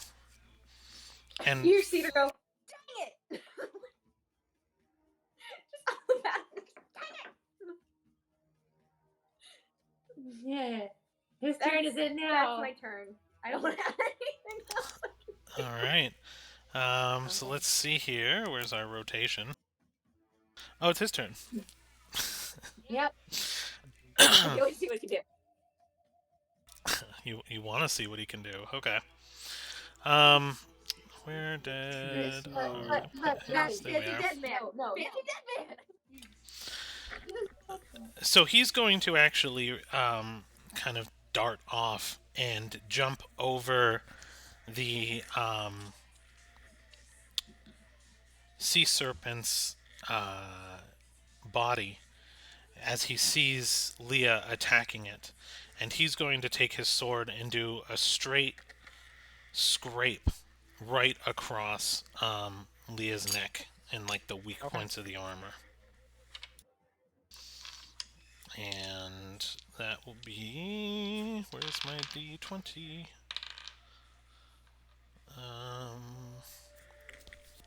Actually, a 24 to hit, actually. That just hits. Yeah. So he takes a strike right across the neck. And it actually hurts, but you feel more of a twinge from what comes after. So you will take 5 piercing damage Okay. and 6 necrotic. Love it. As just what feels like death cuts into your throat and you almost breathe it out. Mm-hmm. And that'll be his turn. Okay. Oh, he'd be so much fun if he wasn't trying to kill us. We don't know if he was going to attack us until 2 other people attacked him. Technically, I didn't He attack did him because my say- stone didn't do anything. Yeah, He did but you both say that- attempted to. He did say Yeah. that we were more like the dead were valuable, so which kind of indicates either Not capture- necessarily. He could have been on our side and trying to warn us as to why we were being attacked by the sea serpent, Mm. and we attacked him. Oh, The I don't know. serpent begins to coil tightly. The ground underneath your feet, Leah, shakes violently, almost knocking you to your feet as the ship kind of buckles a little bit underneath the weight of the serpent. And the railings and everything kind of crack and splinter out in a bunch of numerous directions. As he then takes a shot right at Gale. So he's tightened around the ship in a coil and then went to bite down at Gale. And missed with a 17.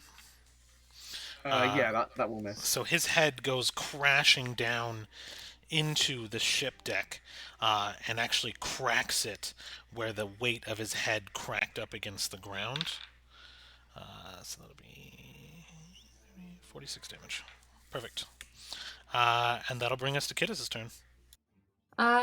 Witch bolt 3rd level on the snake. I need this thing to stop destroying the ship.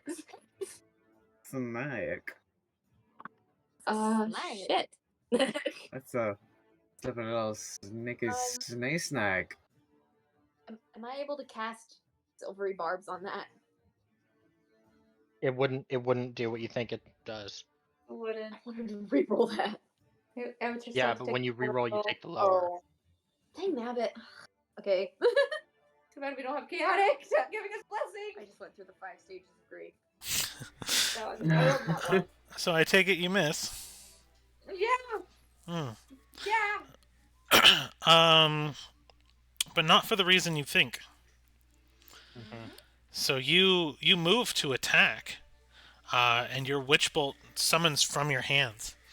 But as it does, it swirls away from the serpent's head and towards the lantern that our friend is holding.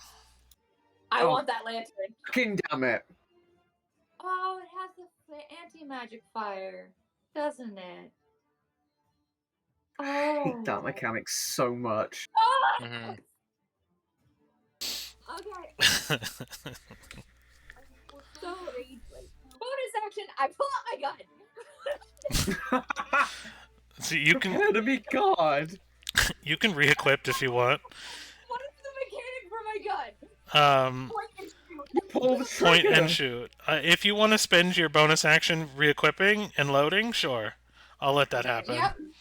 As Yep. frustrated as you are, I just see you like like loading in the black powder and everything. Just like, I'm gonna fucking get you. It's gonna take me 17 and a half seconds, but you're mine. Just wait. It's When I'm like- done with this, you're gonna wish you weren't born, Right. buddy. By the way, she's still like kind of in her partial hiding on staircase, just like freaking piece of That's kind of what I figured. gas spell. And so that'll bring us to Leah. Alright. She is going to swing with the taking the psychic damage and not yet. So just with the added psychic damage, she will swing at the anti-magic guy. Okay, so you're gonna take a shot at him. Ooh, 26. That'll hit. Ooh, I like this song. I was trying to find my good combat music. Really nice. 23 magical bludgeoning. Ooh, 23 magical bludge. That's pretty good. Does it look like it did? Should? You hitting him? Yeah. I mean, it definitely hurt him. Oh, yeah.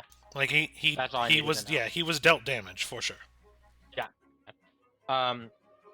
So then with the second strike, she will just quickly,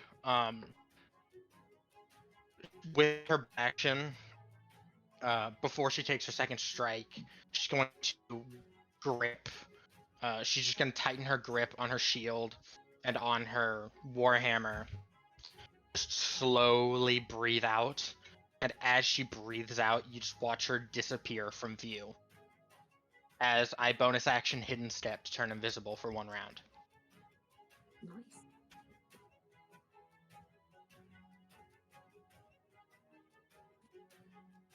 Let's And see something really quick. know with your creatures, do I get advantage on this next strike? As I'm no longer in view. That's what I'm wondering how this is actually going to work. Because I gotta check out the spell really quick. Because it's something that's inside of you. As a trait. No, this is not. This is a racial trait. This is Yeah. in no way, shape, or form a spell. Yeah.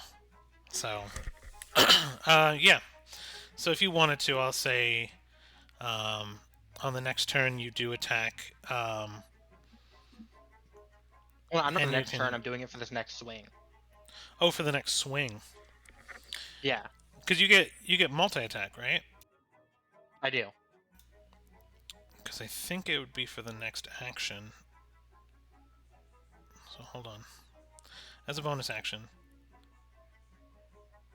you can magically turn invisible at the start of your next turn, or until your attack. You make a damage roll for someone.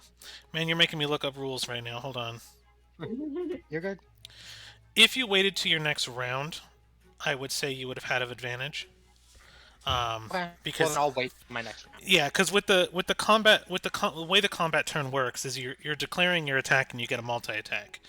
So multi attack is different than 2 attacks, if that makes sense. So if Right. like you Yes, take your yes. bonus action, you're ending your action. So if you waited to your next turn, you could, but if you wanted to, you okay, can take your yeah. 2 attacks and then go invisible. That is what I'll do. Yeah. Okay, yeah, that would just for combat and, order that'd have to be what we did. No. Yeah. Absolutely. That makes sense. But so 21 to hit. That'll hit him as well, yeah. And this is with everything: Strike of the Stone Giant, the extra bludgeoning, and And we lost you. Brain froze. Yep. Brain, hi. come back. There we go. But so this is with all of it. Okay. This is with second level Divine Smite, the extra bludgeoning, and the Stone Giant strength. Wow. Dang. So you're Nice you're one. you're blowing it all in this shot right here. Well, yeah. So yes.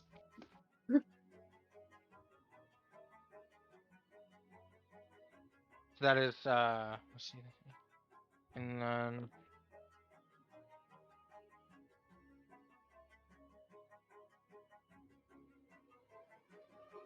42 points of damage, Ooh. 14 of which are radiant. Nice. Okay. Damn. He looked pretty rocked by that. He did indeed. Hurt. Good. And then I turn invisible, and that is my turn.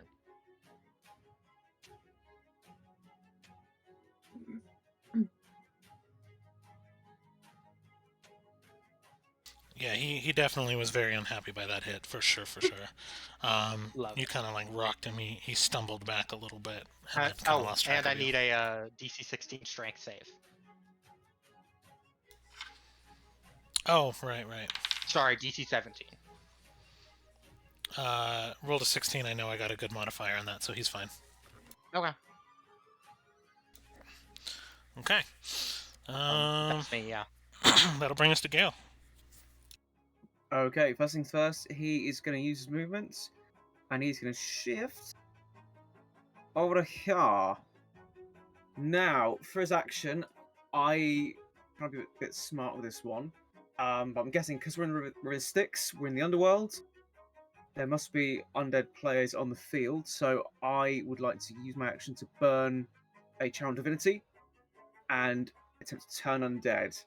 So, any undead creature that can see or hear me within 30 feet of me must make a Wisdom saving throw. And I've got both of them within range of myself without movements. Hoping that covers at least one of them. So you're attempting to do both the snake and him? Potentially, yeah. Okay. Please, at least one of them be undead. So yes and no. So he is he is undead, but your spell doesn't reach him. Well, it's not a spell as such; it's a class feature. No, I know. It's hard to explain. Don't like this. So as your bubble essentially brandishes out to do your channel divinity of turn undead, he just kind of smiles because the range that you need to be in is the range that doesn't seem to affect him, and the snake is very much alive. Okay, so we know he's undead. Okay, that narrows it down. Wait, okay, that was very unclear to me. If he's undead, I get an extra D8 to my Divine Smite.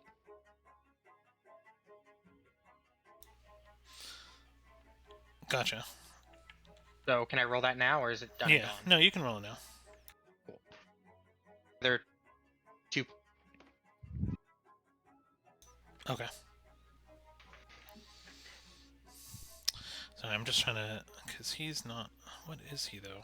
Sorry, I'm just trying to clarify something with the snake. Because I know he's not undead, but I just want to see what the turn undead would do.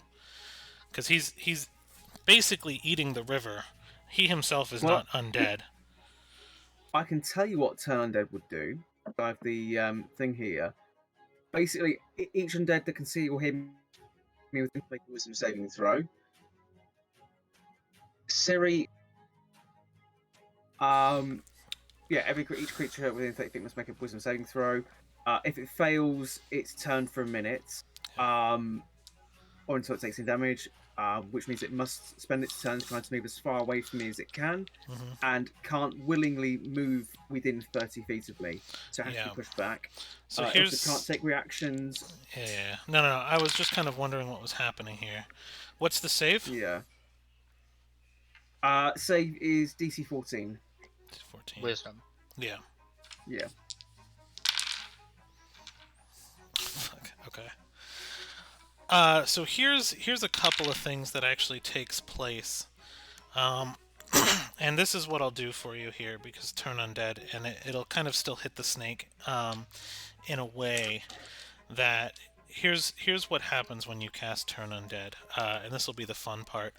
The crew of the ship that is on the ship seem to also be affected, that are within range. and you see 3 of them that were kind of holding down the deck jump into the river and Yeah, I begin figured. trying to get away from you. Something You else forgot we're happens, on though. top of undead. The undead souls kinda that had did. been eaten by the snake are now fighting to try to get out of the snake's belly, charged by your spell. Nice.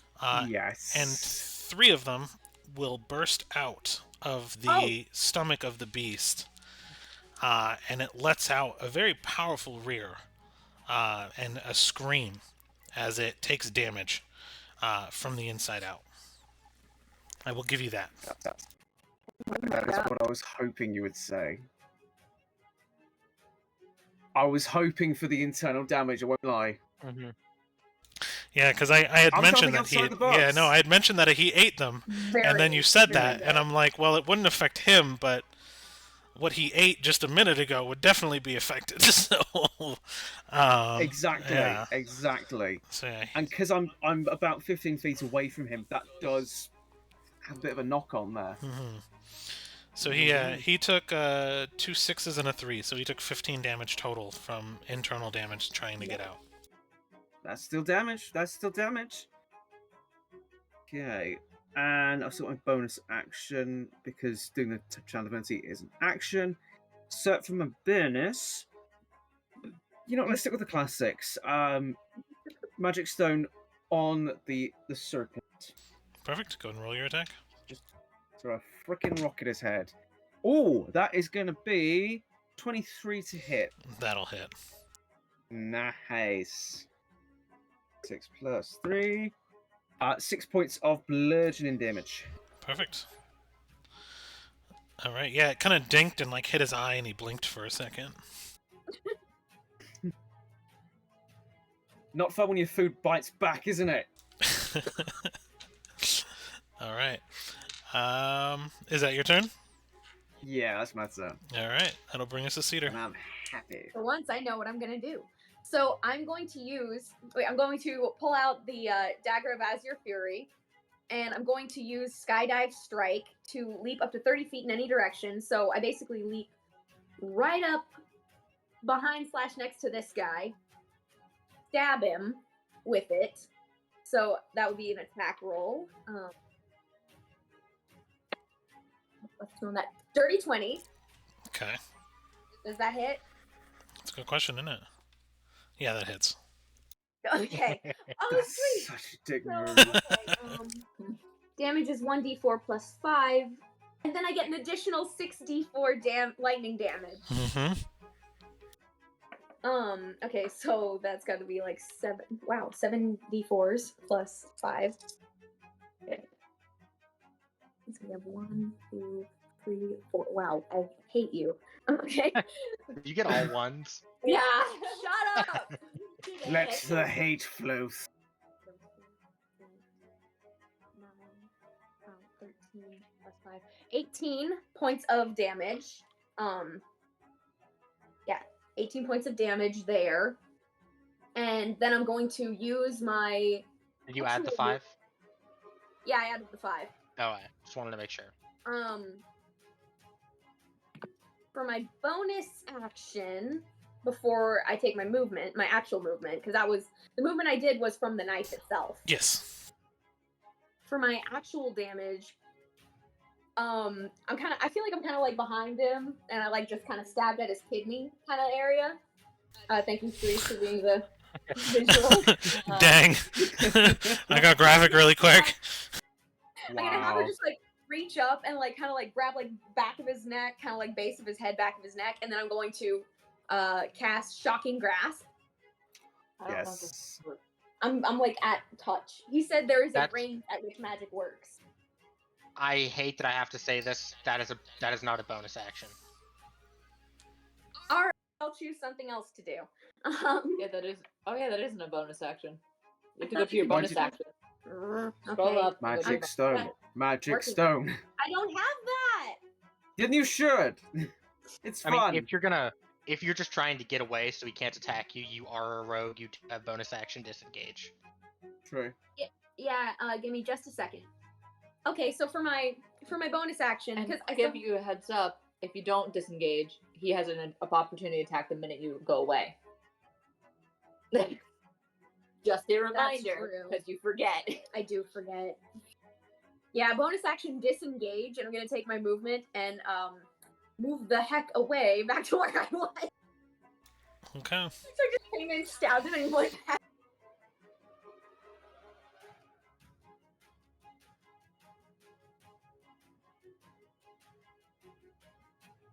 All right. And is that your turn? Yeah, I can't really do anything else. I did everything I can in that moment. Perfect. Okay. So that will bring us to Mr. Sir. So Leah is invisible. Cedar just attacked. Okay. So he's gonna kind of walk right to the edge where Kittis is kind of hiding under the stairs.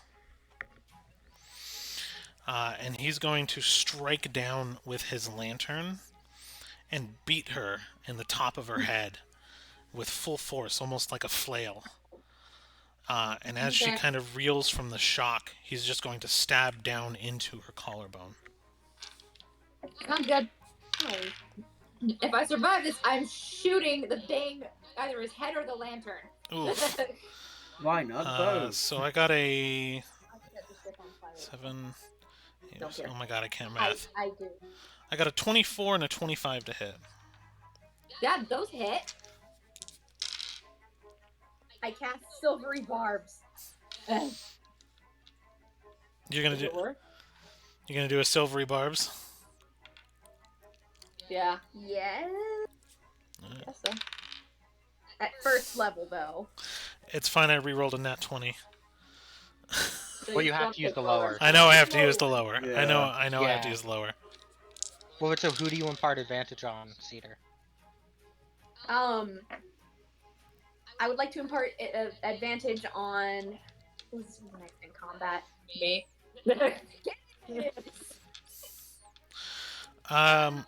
You take 22 damage Okay.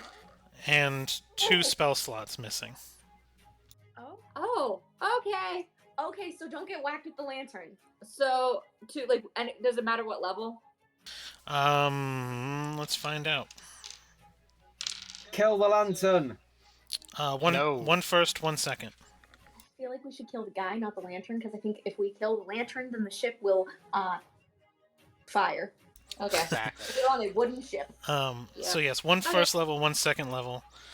You actually feel it almost drain out of you like breath leaving your lungs after getting hit with it. And Sophie, furthermore than just wooden ship, wooden magical ship with anti-magic fire. Oh. so then that'll bring us to Snick. To Snick. So what he's going to do is he's going to do a thing. What thing? Oh dear.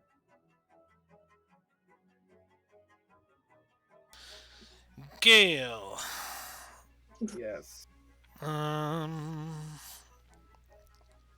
Roll a strength save if you can. You know I suck at those. 8. Oof.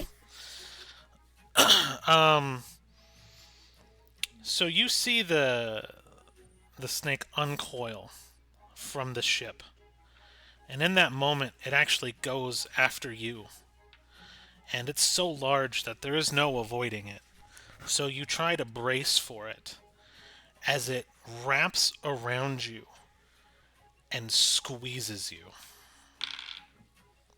Oh no. For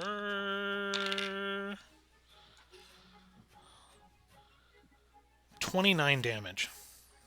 Oh, okay. I don't like that. It then Not a fan. Not a fan. uses its head to pop up the other side of the ship and dig its teeth right into Cedar's back. Yeah. No. with a 21 to hit. Yeah, that'll hit. Dude, I'm a wizard. Of course that'll hit. 11 damage. That's And not terrible. three of Not it's great. necrotic for what it's worth. Okay. I don't know, but okay. You don't have resistance. I don't No. have resistance. No I don't worries. have any resistance to anything. I didn't think you did. That's why I was making sure. Yeah. So. Um, I'm just a panicking chicken nugget. What do you expect from me? and This is why Bonru wants to eat you. No, Cedar's about the size of a chicken nugget. then I brought that on myself. But is it my Yeah, you turn? other side recoil. That's 26 to the ship. So yes, now it's Kittis' turn. He's right above me, right? Yeah, he's right above you. Boom. What the ball is to hit, and I don't know what damage it does for just shooting. So it's gonna be plus Dex at disadvantage. Wait, Oh, but she's at it. But I'm not proficient. Oh. Well, no, I it's not because you're not It's proficient. because you're right next It's to him. because you're within melee range, and ranged attacks at melee range are made with disadvantage. That Yeah. should not count with a gun. Would the advantage and disadvantage cross each other out? Yes, they would. So straight roll. Why does she? Oh, because yeah, for the silvery barbs. Nope. Nope, that's 9. Then no. No. But no, and to answer your question about the gun, there is literally a feat for that to get rid of the disadvantage. So Yeah. Hmm. Okay. So the bullet goes whizzing by. And I teleport up to where he's at. Okay. Like Up here. Okay. So yeah, I teleport. Perfect. So now So- I look like a ghost. So stop attacking me. I'm totally dead. Like, no, I am dead.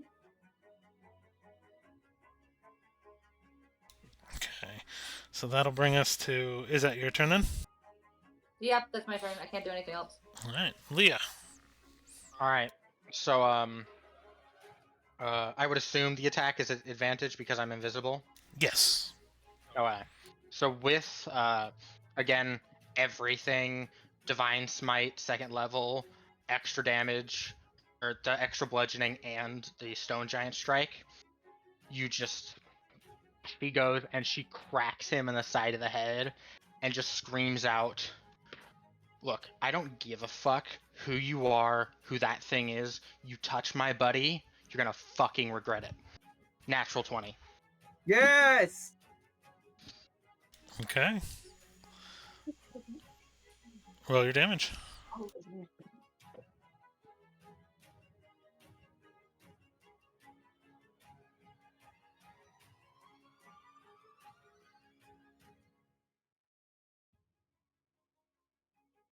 And ooh, yay.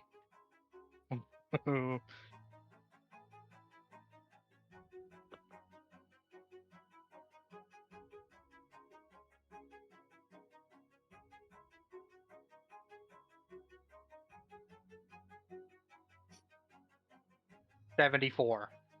Oof. Fucking shit. Oh.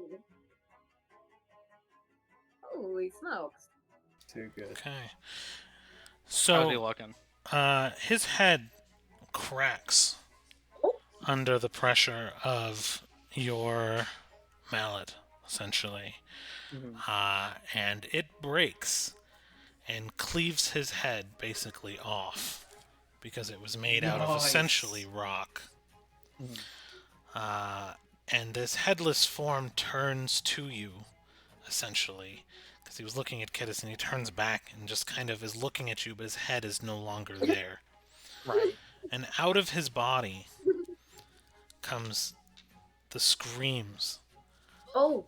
of hundreds of dead souls as they begin pouring out of his body Put it back. all over the ship. Oh, Put it no. back. Back. Oh. So that's a 19 to hit on Kittis, but she's invisible. A 19 to hit on Leah, but you are not. That's not going to hit you. Nope. Cedar, that's a 23 to hit. What? That hits, obviously. 9 damage. That's not terrible. And you have what seems to be a soul grabbing onto you and holding onto you, and it's just burning. Me? Yeah. Oh, yay. I wish my comedian was dead. Ow. Currently whacking at it until I can actually do something to it. And I'm gonna need another DC 17 strength. For me? Yes. His head broke. Yay! Leah broke his head. 18. I hope Leah And got I'm going advantage. to He support. saves. 18? Yeah. Oh. I hope Leah got advantage with me. He is still on his Oh, feet, yeah. however. Oh, So, Still, oh my. how bad does he look? he's headless. He lost his head. Oh, Like, he's pretty bad. It's only a flesh wound. So he's made out of like a crystalline rock. Right. So he looks damaged, but it's kind of hard to gauge just due to the fact that there's no blood, there's no traditional markers. But you cleaved his head straight off. Yeah. Alright. So then I will for the second strike, I can't use Stone Giant again, because that's only once per turn. But I will take the D6 damage to do another 2d6, and I will burn a first level Divine Smite. Sounds good. So let me just check all of this off.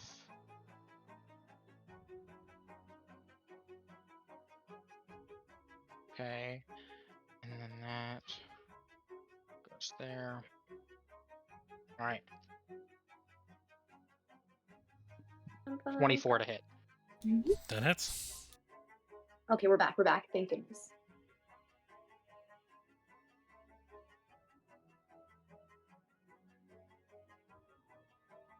He's still chewing on my arm, and I want it to not be on me anymore. 24 points of damage. Okay.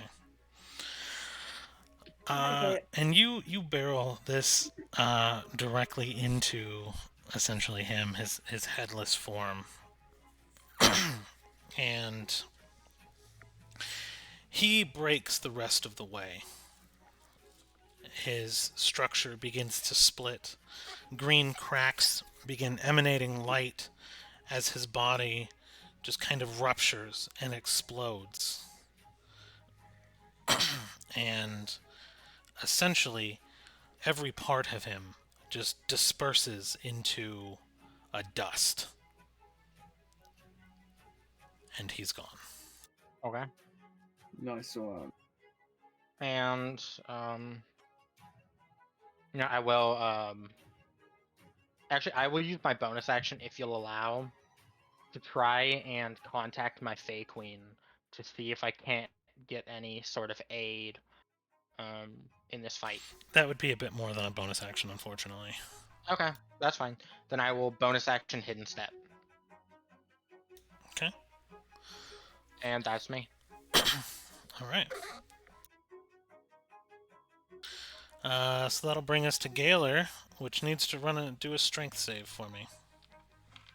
Yay, I love those. You're being crushed by that. You're getting a premium hug. Oh no. So, my strength modifier is -1. Bear that in mind. Oh dear. I just rolled a nat 1. Yep. So you rolled a So that's a big ol' 0. you rolled a actual 0. Yes, I did. So we'll just go ahead and move right along to see what Cedar's Ah, up to. Fucked. So, is there still a soul chewing on my arm? It's there, yeah. I don't know how to get it off, so I'm just gonna kind of Stop keep it. going along my day. I'm gonna use the dagger of Azure Fury again. Question: is the lantern still there? No. Okay. Actually, wait, I don't need to use that quite yet. what I want to do actually is kind of shoot over to the coil right here. There's very minimal movement. Cast Shocking Grasp. I'm just gonna kind of like blast it with Shocking Grasp. That would be. Come on, be nice to me. Ooh, that's nice. 26 to hit. Oh yeah, that hits. All right, so that'll be 2d8. Where the heck am I doing? There is a d8. And also there. Oh, and you just saved yourself too. Terrified of what that means, but is that a 7? That is a 7. Okay. That would be 15. And then I'm going to bonus action disengage and go this way. Gotcha. I want to get out of the head region. So he has he Actually, has more a like right on the staircase. yeah, he has a reactionary. That's all it is. That make my mistakes. And you said 15 damage? Yes.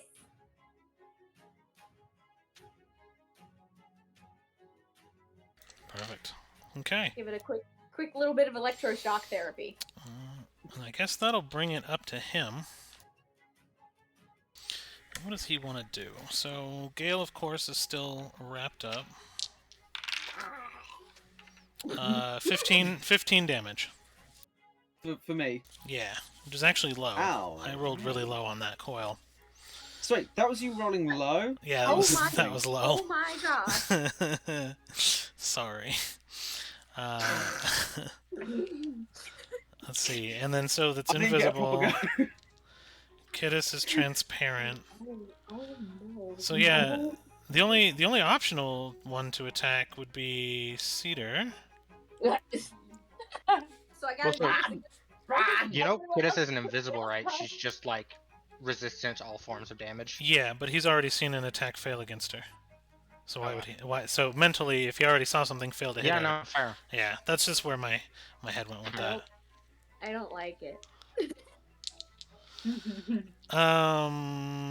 So How about no? yeah, I'm gonna need a dex save from you, Cedar. Okay, dex save. I can do that. Add 5 to it. Add 5? Yay, okay. Yep. Oh, that's just a... Why is that? She's within 10 feet of me, and I have Aura of Protection. She's not though. Yes, I am.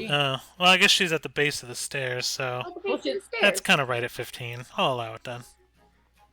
Alright, then that would 10, be but- 27 to save. Okay, so you get half damage. Yep.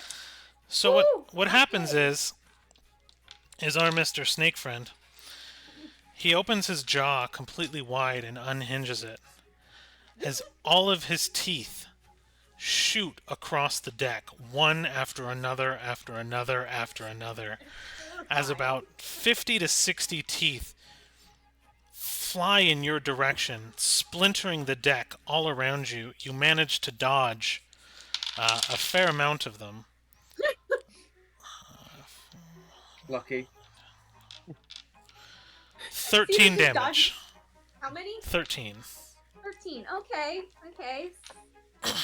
This is not looking good. Can someone kill the snake, please? But I'm trying. right. But that'll actually Try to be like this. that will Dodging be it, his he's like, turn. Oh gosh, ow! Whoa. But the scary part is That wasn't the scary part. They're poisonous, aren't they? no. It'd be nice Shit. though, but I'm actually not being a dick about poison today. Half of those No, you're not. half of those teeth actually went through the top deck and into the decks below. Yeah, the ship's kind of coming apart. We need to stop getting on boats. Whether they're No, boats we need to in the stop water, being fucking idiots when we're on air. boats. I was good this time. That'll bring us I to haven't done Kidus. anything. I was such a good girl this time, and the boat's Hold still on. dying. Fireball? Dex 15. And it's going at its head, not on the ship. Okay. Fireball. You going for the head? Huh? What are you doing a fireball to his head? Yeah, Dex 15 save. He doesn't. He does not save. So, Yay! so that was 4th level. So I do 9d6 of damage then. So let's see how I do. 27 damage. Okay. And we're gonna teleport. Before you do, 20 beats your AC, right? Totally, yes, it does. His tail whips and strikes you as a reaction to your attack, and you take 7 damage. Yeah, I figured. Okay, so then teleport down here. And yeah, there we go. You're surrounded in teeth and your mom. Yeah. And she's like, "You okay, Mom?" Ow! There's so many teeth in my arms. Feels like there's a Your Mama joke in there somewhere. And then we'll bring it up to Leah. All right. She's like, ow, ow. Picking out teeth. All right. There's not much else that I can logically do. So Just attack the thing.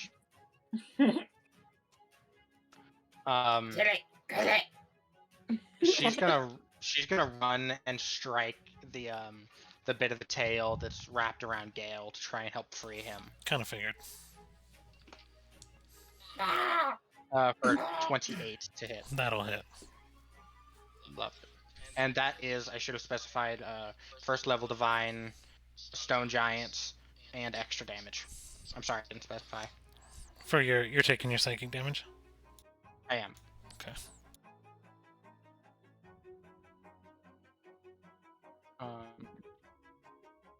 And this thing is not undead? No. Okay. Sadly not.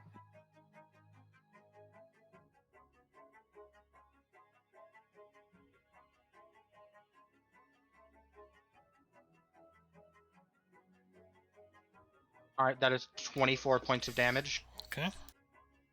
And I need a strength save, which I know is kind of pointless, but I'm gonna ask for it anyways. Show me 26. Okay. Strike 2 with second level divine smite and the psychic damage and the extra bludgeoning, but I am out of stone giant strike.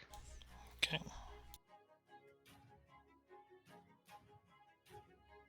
Nat 20. Okay. Nice. Roll damage.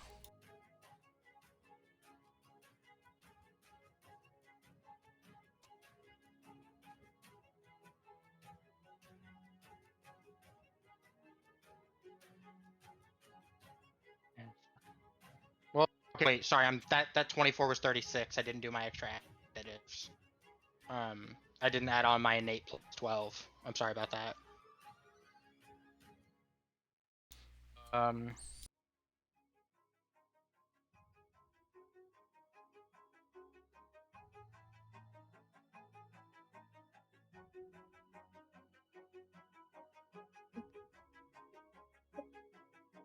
For the second strike. What was the second strike? Strike was 58 points of damage, and the first was 36. Got it. All right. And let's see, do I have any bonus action shit except for my last burn?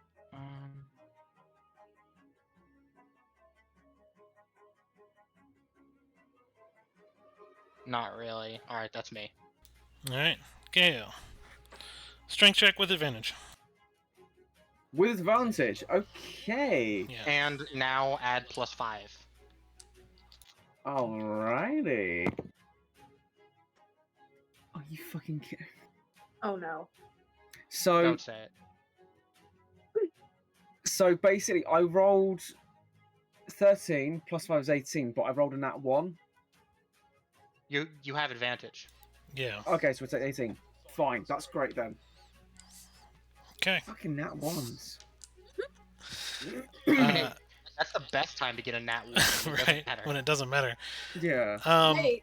So you weasel your way out of the coil, barely. barely. I will take barely. I will happily take barely any day. I mean, yeah. Yeah, compared to what it could be, I'm definitely going to take barely any day. Right. Okay, I am going to look this thing in the eye and practicing the movements that I've been copying these past few days. I'm going to look at it and just cast Mistral Razor. And as he does so, he's going to do a bit of a flourish and just sort of a sharp intake of air as he just does a cutting motion with his fingers. That is going to be 26 to hit. Ooh, that hits. Yeah. Wait, Come on. for you a 26 to hit is a nat 20, right? No, plus 7's my spell attack. Oh, right. You have the +1 from the. Yeah. Okay. Where's my other... Hang on, there it is.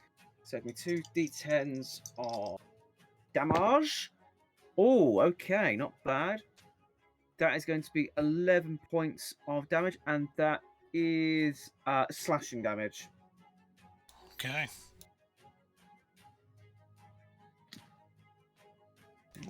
He's not looking very that was a healthy. That's good. I don't want him to. Okay, remind me about spells. I've just used a cantrip. I can't use a normal But you have a spell bonus there. action spell. I can use bonus action spell. Great. In that case, who's looking worse for wear? I can do a quick healing word. I'm at 10 health. 14.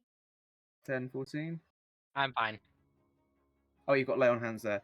In that case, what I'm going to do, I'm going to pop a second level healing word for Kiddis to get her back up a little bit. So it's going to be 2d4s plus 6. Oh, again, good. So that is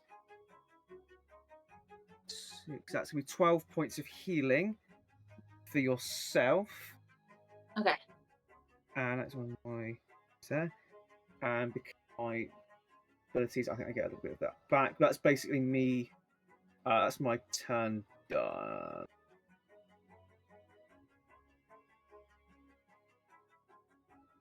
Cedar, you're up. All right. I would like to use Firebolt. Okay. I'm aiming for the inside of its mouth. I want to make this hurt.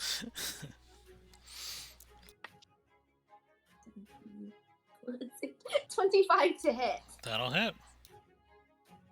Hope you like spicy. Let me find that. Not normally, no. Where's... There it is. Oh, okay, that's like 9 damage. Still And good. then, okay, Damage is damage. so since that's a cantrip, am I able to do a spell as my, like, as a bonus action, Rain? If it costs a bonus action, yes. You need to go to the bonus actions. Okay, I'll just throw another, I'm gonna throw my psychic dagger at it. Okay. I'm looking at, alright, that's another 25 to hit, so I know that hit. Misses completely. Alright, and that's 5 more damage. Ooh, okay. And That's your turn. yeah, that's my turn. Cool. Poing. So here's what happens. Please tell me this shit doesn't break. I was hoping I'd hold out. Here's what happens. So where his coil is on the base of the ship, he actually uses it as an anchor point as he begins to kind of retreat his head back.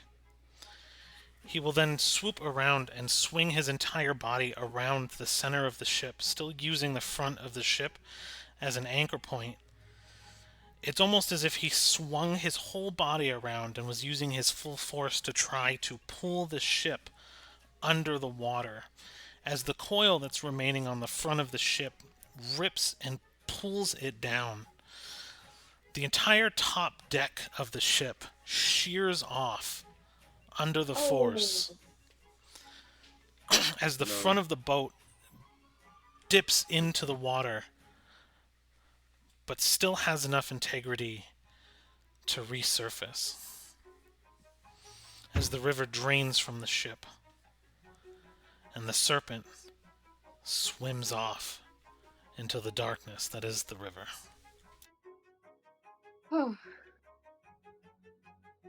Well, I don't feel shit. safe. No. I don't feel safe either. As it's leaving, can I get an opportunity hit? No. Dang. That's sad. Throw So- fire So at it. the first thing Leah does when it leaves, she takes a knee and she starts praying to her Fae Queen to see what the Fae Queen can patch up.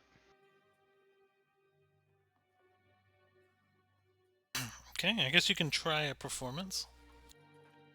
Okay.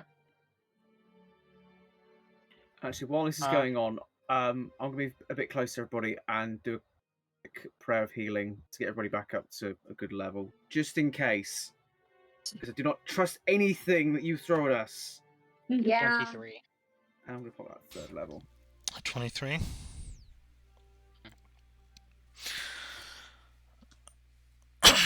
I'll say with a 23, a yellow prismatic butterfly actually will make its way through and almost phases in a puff of green smoke, and rests itself on the front of the ship.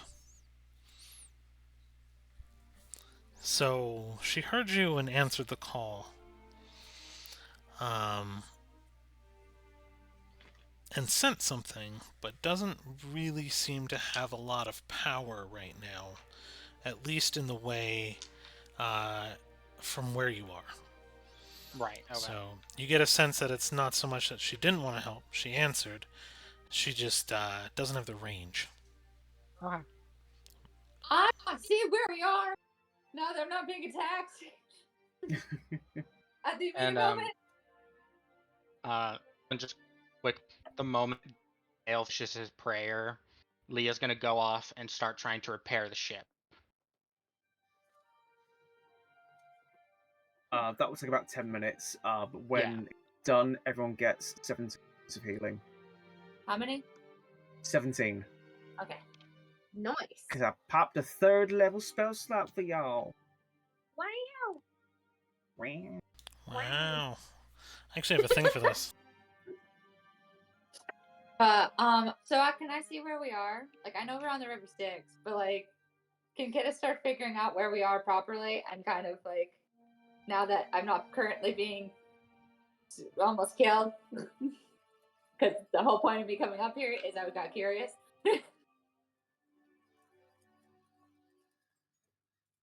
So as you get closer to it, it's about 20-foot wingspan, this butterfly that's kind of sitting on the front of the ship.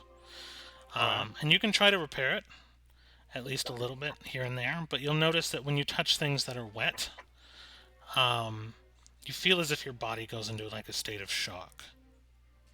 Okay. Well then she'll. Sorry, I'll let Kittis go now. You want to see where we are? Ooh, That's pretty. that's so pretty. So you are on the river, and you are traveling through what seems like an endless canyon of mountains on either side. when Gail finishes the prayer, she like runs up and goes, "Oh my gosh, she used the spell!" Ah! her hands are like doing that, and she just like all of a sudden she just hugs Gail. I've never seen anyone else use one of my spells before. Oh, wow. I thought the moment called for it, and Worked I had a so pretty good well, oh my teacher. gosh. It was amazing. It really, really was. You did amazing. No, you did amazing. It was such a good spell, and you taught me so well. And yeah, it was awesome. Hey, Doku. Can I make River Styx whiskey? Oh my god. I feel like you're just making like alcohol poisoning in a bottle, just instantaneous. Yeah. So Because I have the flask that turns any liquid Mhm. into whiskey. So if you wanted to try to dip it down in there, you sure as heck could. You may have been warned by Leah or saw what happened as Leah touched something that was wet. However, you would know that coming in contact with the liquid of the river is not the smartest thing to do. So we're just going to put my glove on and hold it like this because I know the whiskey bottles they have like a little part of the flask where you don't where I can just go. Poof. I would definitely say you could probably put it on a rope and then toss it in and just let it. I have an unbreakable string. Yeah. So, yeah. You are literally trying so hard. Yes. You will not want to touch it as it comes up though for a while. Yep, that's the plan. Okay. You would innately know this. That's why I'm giving you the information, but I'm not stopping you from doing it. Okay. So I'm going to quickly like run down to my room and place the bottle somewhere without touching it, and then just like then run back up and just like okay. So, there is that. Leah, go ahead and roll an arcane for me. Just a straight arcana roll. Fun. 2. 2? 2. I have no modifier. Oh, jeez. Straight rolled It's it. spreading. You are still trying to like do things to interact with the ship and repair it. But as you are doing it, this giant butterfly kind of stares at you and kind of pushes its wingspan, and you feel the brush of air go past you, telling you to stop before you hurt yourself. Oh. So when Kidus And, runs back up, I'm now going to really explore my surroundings and check out the other soldiers or the sailors and check out the river and check out everything. Okay. Because I've never got to see so many dead things properly, like a dead world. Roll an investigation, and then Rain, what were you gonna say? I'm going to approach the butterfly and just try to talk to it. Ask like, what exactly are you? I know that my prayer is what sent you here, but what exactly is it that you do?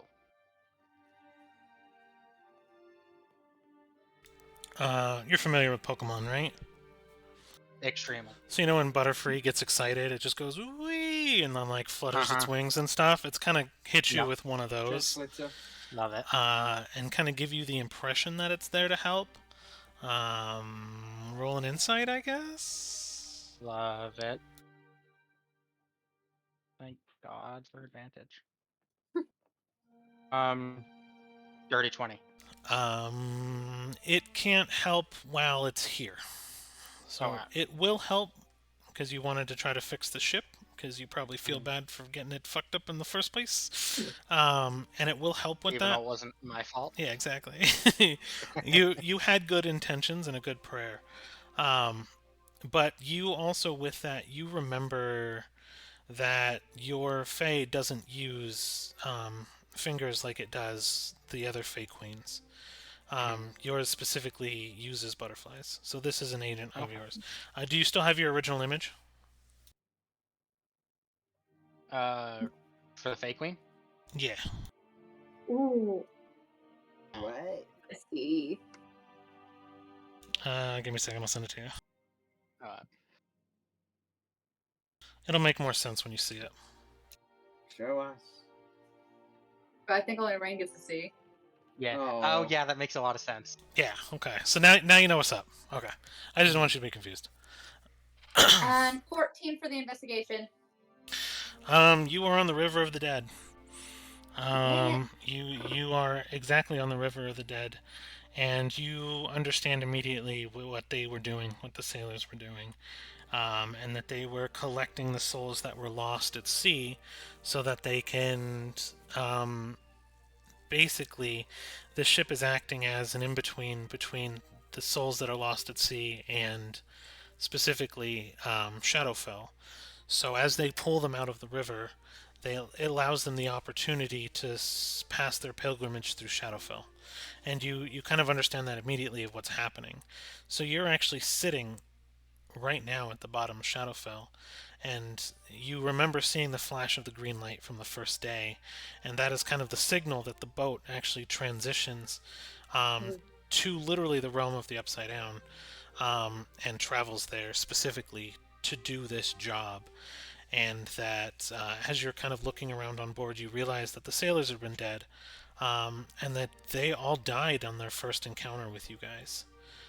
And they themselves were lost at sea, and the captain must have cut some form of deal for him and his crew to continue to sail. Now the question is who did they cut this deal with? That's my question. Because I feel like as they're now there's going to be something more pertinent to me. Which one did you cut a deal with? Do you ask that to him directly? looking around. She just like walks up and she's like, "Hi." Oh boy. Oh boy. And she's just like, "The We're sailors gonna were get kicked off. plane." Alright. And what was Cedar doing? I feel like while Kidis was kind of just running around, she kind of goes, "Oh no, Kidis was definitely the first one up. Oh gosh, she did this. Oh my gosh, Yeah. she definitely. Yeah, okay. Hey, Yeah. Kidis. Next time we stay in our rooms when the captain asks." Kidis is not paying attention. She's She going. can't even hear me. She's going straight up to the captain now. This is like the second time in this month that like something cataclysmic has happened. Second time in like a week. The other one happened yesterday. So he looks at you and he smiles and says, "You know her as the Raven Queen, do you not?" Okay, it was with her, not the other one. And that'll be where we end the session. Love it. Oh my god! Oh. Oh wow, that was. I'm so glad I went and got curious. I'm so Eh. glad. So cool. I guess that'll be it for us. We're gonna go ahead and roll out, everybody. Thank you for those who hung out. We actually made it 4 hours on the dot. So Love it. Nice. thank you guys. So